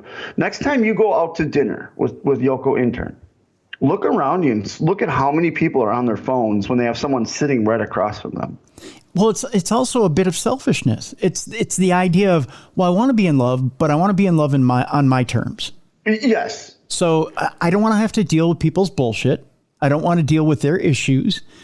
I don't want to deal with the smell of their stink, so to speak. Society today doesn't know how to communicate or compromise anymore. That's exactly what it is. And to have a successful relationship, you have to have communication and compromise. Exactly. I don't. And with this AI thing now, you don't need that. You can tell the AI what your perfect woman is or man. Yep. And it becomes that. Yep. And that's going to cause so many problems. And you're going to find so many 40-year-old people that are single because they can't find the perfect person. That's because the perfect person doesn't exist. Right. They punch it into an app and they get everything they want. Yeah. Humans are flawed. We're flawed creatures. We've been flawed forever. Yeah. It's how you deal with those flaws and how you learn to overlook those flaws. And it's how we fix our flaws for a significant other. And that comes with compromise and conversation and society. Look at I admit I have the perfect job. I do this with you and I do the underwater needlepoint. But if I was working at somebody else's perfect job, I might hate it because it's not my perfect job. Right. Right. Yeah, exactly. Yeah. I couldn't imagine dating in today's scene. I couldn't either. Because I'm the type of person. Well, I'll walk up and if I'm interested in you, I'm going to flirt with you. I'm going to talk to you and all that, and that's unheard of nowadays. Yeah, yeah, yeah. I couldn't, as open, weird, wild, and gregarious as I am, and some of the outrageous shit I say, I can't imagine. You can't get away with it. No, you can't. You just can't. No, you don't know how many times I've been handed a microphone to go out and make people not like me, but I have limitations as to what I can say. Yeah. Yeah. Because so many people don't have common sense. Like, well, I shouldn't be saying that anyways, because these are fellow humans, but I'm still going to go out and make fun of the rival basketball team. You know what I mean? Right. Oh, generating heel heat today is even different. I come back in the locker room and I'll look at a promoter and be like, hey, sorry, but that's how I get heat. And I'm like, what are you talking about? Okay, you're a cool promoter. Or oftentimes when Mrs. Bruiser will be like, I'll film something. And she'll be like, you can't put that out there. And I'll say, why? She goes, because you can't say this nowadays. Why can't I? Yeah. Because someone's going to get offended and they're going to cancel you. Yeah. Yeah. Yeah. It's a different And world. this app you're talking about, it proves it. Because now you can create, and it's still not perfect. You're reading that right now with this article. They don't know how it works, so it can't be perfect because it's eventually going to learn something that you don't like. Yeah. One of those raunchy pictures might be a raunchy picture that actually turns you off, and it's not your fault. It's the AI trying to learn. You know what I mean? Yeah. How often do we talk about these AI coloring things and people look at the art and go, that's good, but there's just something off about it. Right. That's not pleasing to somebody's eye. Yeah. Yeah. And now that scientists don't know how, I have the best way to fix it. AI, just unplug it. We don't need it. Like, what is the purpose of this app that you're talking about? You know what I mean? There's no purpose to it. Well, to some people there are. To some people who have gotten to the point of selfishness where they want to unplug from society and just want to turn inward, it's a perfect app. But then they can't complain that they're single forever. True. Well, maybe they aren't complaining. How many people are falling in love with their phones then? A lot. Yeah. To a lot of people, their phone is indispensable. Yeah. Yeah. And you know what? We shouldn't be complaining. The phone is kind of how we're making our living. Oh, it is. It is. I need devices. social media for this, and I need social media for the underwater needlepoint. I need social media. I wish I didn't have it, but I need my phone too, because that's how you and I communicate, because we're how many states apart. It's how I communicate with promoters. It's how I communicate with when I'm on the road. That's, you hear stories about some of the old time wrestlers or the old time rock musicians and stuff about how they had to find a physical phone in order to call home, where now I can really just hit a button and talk to my daughter in Arizona and see her face and everything, I just worry about people tuning out so much as to find other people. It's such a short life. Yeah. And you do want to live it. I mean, there's only so much that AI can give you as far as a life. People need to learn to live it not through the lens of their camera. And I'll give you an example. I work out every day. Mm-hmm. And today I was at the gym, and a young lady was going to do a squat. She was on the lay down squat rack. So the leg press is what she was going to do. Mm-hmm. And the first thing she did was took out her phone, took a picture, and said, "Working out today." Why do you have to say that? No reason. You know what I mean? Like, there's no reason. Why aren't you just doing your workout without having to communicate to everyone that you're friends with? And society today is if there's no photos, it didn't happen, or if there's no video, it didn't happen, and that's wrong, because they're living their lives. I like going to a concert. I went to a Tool concert. I love the band Tool. Mm-hmm. And the reason I love them is when I went to their concert, they have a rule that you're not allowed to have your cell phones out. Mm-hmm. And if they see your cell phones out, security will escort you out of the building. And I watch it happen. But I like that because I'm not there to enjoy the concert through the screen of my phone. I'm there to enjoy the concert live. And the last song they play, Stinkfist, he says, "Okay, pull out your soul-sucking machines. This is the last song." And then you see everyone pull it out. It's like, what are you guys doing? They just put on 2.5 hours of an amazing concert with all this imagery and the music and the vibe, you know what I mean? Now you want to get sucked back in. Like, how many times have you been to a concert and you look around you and everyone's looking through their phone? See, here's where I'll slightly disagree with it. I love to record little snippets at concerts just to have little snippets, just so I have little memories. Okay. Because, and you know this, and I know this, because I've taken way too many shots to the head. True. And I have a hard time retaining those memories from all, and I've been to hundreds of concerts, Bruiser. Mm-hmm. Hundreds. And I wish I had all those memories, and I don't. And it kills me. But you're also able to create new memories. I understand. Our brain only holds so much. Right. And I'm not saying not taking snippets. That's fine. You want to take a 10-second snippet, or you want to take a selfie of you and your significant other at the concert, that's fine. I wish early on in my career I had taken more backstage photos. Mm-hmm. What I'm saying is they're watching these concerts for the whole 2 hours through their phones. Oh, no. No. Mm. I watched a guy at a Metallica concert FaceTime his buddy. And FaceTimed with his buddy. How could that sound good? Just look it up on YouTube. Yeah, you know what I mean? Like, go buy the DVD of the live concert. Yeah. That's what I get upset at, and I get upset at going to the gym and people have to check in, and you know what I mean? Like, you go here and you have to check in, and you have to check in here. Why? Yeah.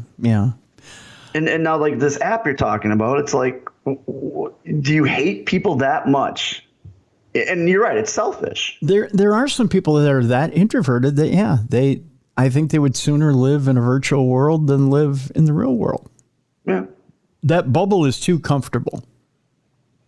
Yeah, that's true. That bubble is too, it's too, it's like mother's milk. It's too much of a insulary heaven. And do you think that with people, I didn't mean to cut you off, but do you think that because those people are choosing to live that way, is driving the research into AI, do you think that's a downfall of society? No. No, because you do have, you're always going to have introverts and extroverts. The extroverts are going to be the ones who are going to drive everybody else to get out and be a part of something, be a part of this world, be a part of something bigger. And they're the ones who are going to create the grand scale events that people are going to want to be a part of. And that's what's going to drive everybody to use things like technology today to be a part of. An example, a huge concert where everybody's going to want to try and film it. You've got extroverts that are up there on stage that are creating events like that. So even if you're an introverted extrovert or an extroverted introvert, you've got a combination of those factors that get you out there in front of people, that you still need that human contact. I think overall, we're still creatures that need each other. Even if you're extremely introverted, you still need human contact. And that's what keeps society from collapsing upon itself, is that we are still people that need each other. We still need each other to function. If you doubt that statement, take a look at what happens in huge calamities or in huge disasters. Look at what happens when parts of society fail because of natural disasters. And look at how quickly people come together to help each other. True. But then I wonder why we're creating products that take that away from us. Such as? Like this app you're talking about. That's taken away because now you can create your own perfect mate. You don't need human contact. Because there is a corner of ourselves that needs to be selfish. There's a corner of ourselves that wants it all for ourselves. Okay. Why do we play the lottery? Why do we long for, why do we long for, or why do we have those dreams of hitting it big? Because we want everything more than everybody else. But that, we all have that selfish streak in us. Somebody who tells you they don't have that selfish streak in them, I don't buy it. Even the Dalai, they're lying. Everybody does. Even the Dalai Lama wanted something for himself. The fact of the matter is that we all have that selfish streak every once in a while. It's part of ego. We all have ego. Mm. But there's also an introverted part of us too. The biggest extrovert also needs a timeout. The biggest extrovert also pushes away the person closest to them and says, you know what, let me just get about 10 minutes to myself. I just need time for myself. Yeah. So we all need time away. I think that was a Chicago line. Everybody needs a little time away. But we all need time away, but we also don't need to push each other away. That's not the point at all either. There has to be a healthy balance. And we've gotten to a point as a society where we don't know what a healthy balance is anymore. We've gone off the rails. Everything is at an extreme. It's one or the other. And again, communication and compromise. Yeah, communication and compromise. Exactly. So with that, let's get to the other AI story that we have. I was going to say, now we went real deep. We went deep in the weeds there. Shove me into shallow water before I get too deep. Edie Brickell. Okay, let's go to the other one. This, because you've gone too far into AI, humans may evolve to have deformed bodies and a second eyelid from overusing their technology. Ooh. Yeah, how would you like that? No. Yeah. That's creepy. Among the other things that may happen because you've been using your devices too much, claw-like hands, smaller brains, and 90-degree elbows. Because you're holding your phones like that. Yep. It sounds as ridiculous as it looks, but researchers suggest it is possible. We go to California, where hunchbacks, clawed hands, and second eyelids could be common features of human anatomy in the future. This, a recent computer model reveals. The shocking, hopefully tongue-in-cheek report warns that overusing technology could somehow steer human evolution in a direction that leaves people looking deformed compared to what we consider normal today. There's no question. Oh, wait, I should do this. I should give you one of these as I'm doing it. There's no question technology now plays a constant role in the lives of many people. But what is all that screen time really doing to the human body? Well, researchers worked with a 3D designer to create images of a future human that accounts for all of the problems long-term research use may cause, long-term tech use may cause. Those study finds takes a neutral stand on the content that they post, which is where I got this article from, and leaves it to our readers to debate or debunk. We certainly can't help but raise an eyelid or two. Oh, see what they did there on these images. After all, how could this creature be the result of natural selection? I'll have to show you the picture here, Bruiser, in a second. Specifically, they were inspired by a poll that found that the typical American uses the internet for 7 hours a day. Oh, geez, that's a full-time job. You know, my screen time lately has been like 8 to 9 hours a day. Yeah, mine goes down and up and down and up. And does your phone tell you? Yes, yeah. Yeah, mine does too. Well, because I have my iPad and my iPhone linked. Yeah. And I spend a lot of time doing research for the show. Yeah. So I'm See, but that's working though. Between working and watching, I'm like at 8 or 9 hours a day. With that in mind, the team factored in a wide range of scientific studies and expert opinions examining the physical and mental changes that come from consistent exposure to smartphones, laptops, and television. The results were shocking. If you're ready for this, the research project commissioned by tollforceforwarding.com, yes, really, led to the development of the 3D model named Mindy. I'll have to show you Mindy in a second. She's not dateable, by the way, and you don't want her on your app. Researchers predict that office work and craning the neck to look at smartphones will lead to humans having a hunchback in the future. Actually, I had my pain doctor tell me about this. I've had mine too. Yeah, my pain doctor is encouraging me to get a harness.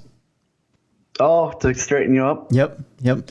Currently, many phones consistently adjust their position to look down at their phones or to look up at their office screens. Studies show that this strains part of the body that affects posture. Spending hours looking down at your phone strains your neck and throws your spine off balance. Consequently, the muscles in your neck have to expend extra effort to support your head. Sitting in front of the computer at the office for hours on end also means that your torso is pulled out in front of your hips rather than being stacked straight and aligned. That's making me sit up as we talk, believe it or not. That, according to Caleb Back, a health and wellness expert at Maple Holistics, in a statement from Toll Free Forwarding. So the text claw and elbow problems. One of the most notable changes in the development of text claw, a new term that describes how the hands start to permanently take the shape of a claw due to constantly holding a smartphone. Future humans may also evolve to have a 90-degree elbow thanks to the excessive use of cell phones to make calls. This condition would leave the elbow permanently bent at a 90-degree angle. The way we hold our phones can cause strains in certain points of contact, causing text claw and 90-degree elbow, also known as the cubital tunnel syndrome. That's a new one. That's a crazy name. Yeah. This syndrome is also caused by pressure or the stretching of the ulnar nerve, which runs in a groove on the inner side of the elbow. This causes numbness or a tingling sensation in the ring and little fingers, forearm pain, and weakness in the hands, keeping the elbow bent for a long time. It's tennis elbow. And actually, your hand goes like this, like Baron von Raschke. Yeah. It's tennis elbow. Yeah. Will humans grow a second eyelid? Well, interestingly, the model of Mindy predicts that humans may end up developing a unique defense against too much blue light from their digital devices, which would be a second eyelid. Ugh. Yeah. Previous studies have found that blue light exposure can disrupt sleep patterns, leading to insomnia and other health problems. Excessive screen time can also lead to headaches, eye strain, and even poorer vision, especially amongst children. Humans may develop a larger inner eyelid to prevent exposure to excessive light, or the lens of the eye may evolutionarily maybe evolutionary developed, such that it blocks incoming blue light, but not other high wavelength lights like green, yellow, or red. So we become reptiles. So essentially. Oh my God, this looks horrid. Look at this. Tell me that's not nightmare fuel right there. Yeah, it's reptiles. Oh, Jesus. That is disgusting. Yeah, it is. Oh. Finally, Mindy reveals that future humans will likely suffer from a serious case of tech neck. Didn't you wrestle Tech Neck about a year ago? I think so. Isn't he a rapper? I think so. Tech Neck a rapper? Tech Neck's a rapper. Where the muscles grow to limit the damage to poor posture. However, Mindy's skull is thicker to help protect the human body from damaging radio frequency waves. That's hard to say 10 times. Or walking into stuff with your head down. Yeah. Radio frequency waves allegedly coming from smartphones. Studies show that a sedentary lifestyle can reduce human brain capacity. With that in mind, Mindy also has a smaller brain than present-day humans. Oh, that's great. Additionally, all of these can lead to future humans being more vulnerable to medical health conditions like anxiety and depression, according to the researchers. You know what else comes up that doesn't come up in the article is potential increase in brain cancer due to RF energy. Yeah, I've heard about that. Wireless earphones. Yeah, I heard about that. And headphones. Yeah. Let me show you a complete picture of Mindy. By the way, you'll never need an app to whack off to when you've got Mindy here. Isn't she something? She's dateable. She's dateable. She's something you'd see on 90 Day Fiancé. Yeah, she is, isn't she? Look at her with her one claw out there, waiting to grab your coke cock there. Flashback to last week. Yep. Waiting to grab the old coke cock. By the way, I had somebody write me on social media saying we should have called it Fun Dip. Yes, we should have. Yeah. So there you go. That's Mindy. By the way she's holding that hand, she's ready for action. She's ready to go. Yeah, she's ready for something there. Although if she's used to grabbing the smartphone, she may not have the strength to get a good grip. Let me see here. I think we're on our last story for the week. All right. I thought I had a more sexy time story than what I have here, but I guess not. I thought I had. I guess not. Our last story for the day, Bruiser, if you're ready for this. No, I'm ready. Let's do it. Please don't lick this psychedelic toad, says the National Park Service.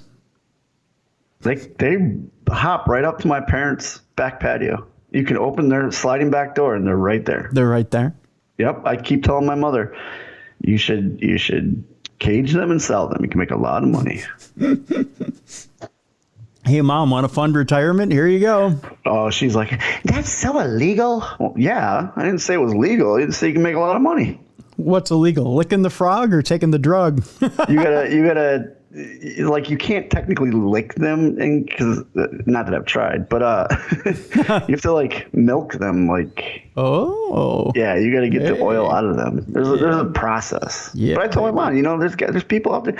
She gets 4 or 5 of them a day. Just round those suckers up, package them up, UPS them to some drug guy, and make your money. Find your own Walter White, and off you go. Exactly. The frog, lives in Arizona, why not? The Frog Milker. I can see the series now. New on AMC this fall. The Frog Milker. As tasty as it might look, you should refrain from licking the Sonoran desert toad. This, according to the National Park Service. On Tuesday, the NPS used Facebook to warn passerby to use caution around the Sonoran desert toad, also known as the Colorado River toad. Oh, God. The amphibian is one of the largest toads found in North America, measuring up to 7 inches. That's what she said. According to the Facebook post, the toad's call is a distinctive low-pitched toot. I believe Andre the Giant was known for holding one of those for 16 seconds. Yes, he was. Yeah, it's amazing. But the toads found across the American Southwest also boast another unique feature. They have the prominent, what is this word? The prominent parotid glands that secrete a potent toxin Yep. According to the NPS, the parotid glands are located just behind the toad's eyes. Huh. Yep. So you kill them and you milk them. Oh, you got to kill them? Remove their eyes and milk them. Can't you just squeeze their eyes?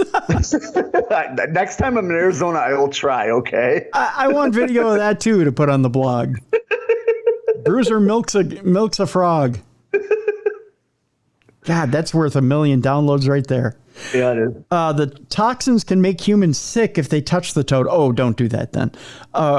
We'll put on gloves. I will. Or put one in their mouth. So you don't want to get sick. So don't put it in your mouth. But put on gloves and then just squeeze his eye until you get plenty. Then you got to dilute it. Yeah. So the service recommends people who encounter the toad, please refrain from licking. Check. The toad's toxins are particularly dangerous for other animals as well. The toxins emitted by one Sonoran desert toad may be enough to kill a fully grown dog. You got to warn Ziggy, too. Yeah. Make sure she doesn't lick them. Be careful bringing Ziggy to the parents' house. I will. That according to... There's much other dangerous things out there than these toads, though. It's true. This according to the Arizona Sonoran Desert Museum, a zoo accredited by the Association of Zoos and Aquariums. Again, not an easy organization to name. But among humans, the toxins have been exploited towards other ends. When smoked... Oh, yeah. It's really hard to roll a frog up and smoke it. I don't know if you've tried before, Bruiser, but it's hard to get the ends twisted properly. You just got to make sure you smoke it from the right end. You want mouth to mouth. Mouth to mouth resuscitation. When smoked, the toxins are a powerful psychedelic, according to the Oakland Zoo, also accredited by the Association of Zoos and Aquariums. I got to know how many hours these guys have in at the Oakland Zoo smoking frogs. Smoking the Sonoran desert toad secretions also causes euphoria and strong auditory hallucinations, says the Oakland Zoo, who obviously has a long winter off season. If you scare them is when they secrete. Oh, that ought to be fun. Yeah, so you and chase them. The guys at the Oakland Zoo going, boo, man, boo, boo, man, boo. Would you secrete onto this paper, man? I got to roll it. Rawr. Rawr, man. Possessing the toad's poison, also known as bufotenin, is illegal in California, according to the zoo. Yeah, and owning the toads is illegal, too. Is it? Yeah. Really? Yeah. This is you want to see the cutest picture ever in night vision of the Sonoran toad frog. Look at that. Oh, yeah, they come right up. They're like, hey, man, squeeze my eye, man. When they lay flat, too, like that one's up a little bit. When they lay flat, they just look like blobs. like the best way to describe them. Like this one right here? That one? Yeah. Yeah. Yeah, I'm going to start my own Sonoran frog colony. Which, by the way, you know what? I can have my mom ship them to you. Can she? Well, no, it's illegal, but I'm trying to get my mom in the drug trade. You're trying to get her rich. I by the way, Sonoran Frog Colony, best band name ever. Oh God, yeah. Yeah, Sonoran Frog Colony. The SFC. Well, it's toads. They're toads. Not frogs. Sorry. STC. Yeah. Yeah, Sonoran Toad Colony. You can tour with STP. That's right. See? Stone Toad Pilots. Look at that. Stone Toad Pilots. That would be a great band name. Yes. Too. Stone Toad Pilots. Hey, I think that ought to be our band name. Stone Toad Pilots. Yeah, we'll have Ziggy Starpup be the lead singer. She'd love it. Well, she's already got a band. That's true. Well, Ziggy Starpup and the Meathead. So it's a side project. Every good artist has a side project. That's right. Yeah, side project. Yeah. Well, or we could be the side project. Yeah, we'll be the side project. She'll be like the new Prince. Because he had how many side projects? Exactly. Yeah. He had a bunch of side bands you never knew he was in. Yeah. Stone Toad Pilots could be one of them. Exactly. Yeah. Maynard from Tool, he's got side projects up the wazoo. Exactly. So Ziggy just take from them. Exactly. Stone Toad Pilots. That'll do it for today, folks. We have toads to smoke. So we got stuff going on. Again, get into the contest while you can. Darkness Radio's Million Heirs Club. Wait till you see this graphic, folks. You're going to want the 1 in a million prize pack just to get a hold of the graphic. I'm telling you that. Yeah. Because we got some prizes that have the graphic on it that are going to be yours if you win the contest or even one of the secondary prizes. Yeah. Yeah. It's a great graphic. Yeah. So we've got, you may even win the secondary prize. But limited prizes are out there for this deal.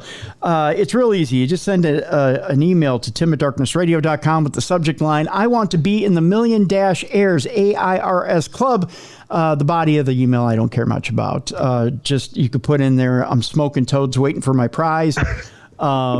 Licking the toads. I'm licking the toads, waiting for my prize. I'm just sitting here with my AI girlfriend waiting on my free prize. I don't care what you put in the subject or I'm not in the subject, in the body of the email. I care what you put in the subject. But by all means, 1 entry per person per household, no purchase necessary. Get your entries in because we're going to draw next week for that prize. So yes, we are. Yeah. It's going to be amazing. Yep. So make sure you get that in right away. What else? We'll be getting Robert Dennis's new feature up here relatively soon on darknessradioshow.com. We'll try and get it up on the app as well, the Apple app, Darkness Radio Apple app. Quick 5-minute feature at the most. And I believe he has it going daily now. I think it's daily. And it's Urban Legends and something else. Again, I can't remember what the full title is. But like Bruiser said, it kind of reminds you of the little quick hits, the little Paul Harvey quick hits of the paranormal. And you'll enjoy them. They're quite good and full of information. Different topic every day. It's not necessarily, it's both paranormal, supernatural, metaphysical, interesting topics. And you know, he's produced quite a few of them now, and I've been listening to him every day. He's been sending me the shows every day, and I fell in love with them, and so I want to expose them to you guys so you can hear them every day, and I got hooked on them, so I want to get them to you guys as well. So that's where you can start checking them out every day, especially if you're a Google Play person, or if you're a Android person and you don't have exposure to an iOS operated device. Thank you, Bruiser. Words is hard. Then that's a good way to get a hold of it by going to darknessradioshow.com. We'll have a page set up just for Robert's feature. So you'll be able to see it there. Bruiser, where are you going to be this weekend? Junction City, Kansas on Friday, and then on Saturday I'm in Springfield, Missouri, which a listener of ours gave me a restaurant to check out in Springfield, and I'm going to do that. Really? Yeah. Barbecue restaurant? Yep, barbecue. He said he can't make the show, but to check out this restaurant, and I have it on my list of things to do. Nice. By the way, folks, if you're looking for tickets for those events, we've got an event page on darknessradioshow.com. Click on the links. You can get those tickets. And come say hi to me. Yeah, come say hi to Bruiser this weekend. Yep. I am going to be watching those Vikings try to stay with only one loss. It's going to be tough the next few weeks. Yeah, you got a hard schedule coming up. Oh, boy, will we ever. Over the next 4 games, I'm going to predict 2 losses. I can see that. I'll agree with you on that. Yeah. I'll give you that. I think they go 2-2 over the next 4 games. And I am enjoying the Kirk Cousins videos, though. Oh, Boo-Boo the Fool. I'm telling you. The dancing with the chains and stuff. I don't like the Vikings, but those TikToks are hilarious. They drive me nuts. You know why? Why? Well, you hate Kirk Cousins. That's why. I can't even say it. I hate Kirk Cousins. But 2, you never see Tom Brady, Troy Aikman, all of these big time quarterbacks who have gone to the Super Bowl and won multiple Super Bowls. You don't see them doing that shit. Tom Brady's going through a divorce. Aaron Rodgers is boo-boo face, and Troy Aikman doesn't play anymore. Well, no, but I mean these quarterbacks that have won multiple Super Bowls, you've never seen them do stuff like that to kowtow to their. They actually earned respect through their performance. True, from their team. You just can't be happy for him, can you? His team is clowning him out. That's the only way he can try to get respect from his team. He thinks he's getting respect from his team. His team is clowning him out. They're making him boo-boo the fool. So you know what's going to happen, Bruiser? When they go 1-0 in the divisional round, they're going to pull that footage out. They're going to say, look at boo-boo the fool. Okay. Yep. You watch. You can have boo-boo face Aaron Rodgers if you want. Hey, I'd take him in a minute. I'll tell you, Rodgers would take him straight to the Super Bowl. No, he wouldn't. Oh, yeah. That lineup, it's bulletproof. If Rodgers were behind that center, it'd be bulletproof. I don't think he's too boo-boo. He's in his head right now. Well, now he is. 3 interceptions last game? Come on. Now the last time he's done that? Now he is. But you put anybody but Cousins behind that center, you're going to the Super Bowl, man. But no, I'm so sad. I've had a few listeners hit me up on social media, and they're like, "What do you think of your team, man? What do you think? One loss?" And I'm like, "You and I were talking about the other day. You're like, I'm just waiting for the other shoe to drop." Yep. And I'm like, "Man, waiting for the other shoe." We finally, as Packers fans, we finally know what it's like to be Vikings fans or Bears fans or Lions fans. I feel bad for you, man. I really do. I seriously do. I don't. Yeah. You know, Robert, my uncle, I haven't said one word to him this year about the Packers because I know how it feels. Yeah, I really do. Thank God I got my other team, Kansas City Chiefs. They're amazing. Chiefs are amazing this year. They really are. Yeah, last 5 years since Mahomes came on board. Yeah. Yeah, well, and they're doing it without Tyreek, so that was the worry, and now it's like, worry? What worry? Yeah, exactly. So that wraps up sports talk here on the best in paranormal podcasting. So on tomorrow's show, I'm trying to think. Tomorrow's show, what are we doing on tomorrow's show? On tomorrow's show, we have Danielle Silverman. This is an interesting story, Bruiser. We're talking about a book called Gray Aliens and Artificial Intelligence. You're going to love this topic. The battle between natural and synthetic beings for the human soul. Now, this brings up the theory that gray aliens are actually AI. Oh, okay. That's a new twist on aliens. So that gray aliens are actually artificial constructs that have been sent from another planet as kind of like sentries, think of this for a minute and try not to let it blow your mind, that if we were going to send out, if we were going to go to the other side of the universe, let's say we talked about the twin planets earlier today. Right. Let's say we found a Goldilocks planet on the other side of the universe. We know physically we wouldn't make it across the universe to probe that planet and see if it was perfect for us. So we create something to do it. We create a robot. We take those sex robots and make them exploration robots. Exactly. But they're bangable. No, but so are grays, I guess. That's right. But kind of.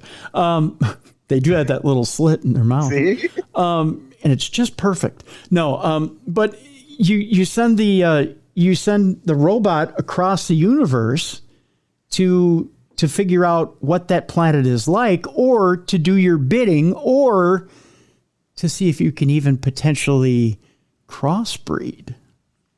Okay. Or to do your bidding. Okay. There's all kinds of different theories as to whether these grays are actually a sentry sent across the universe by an alien species.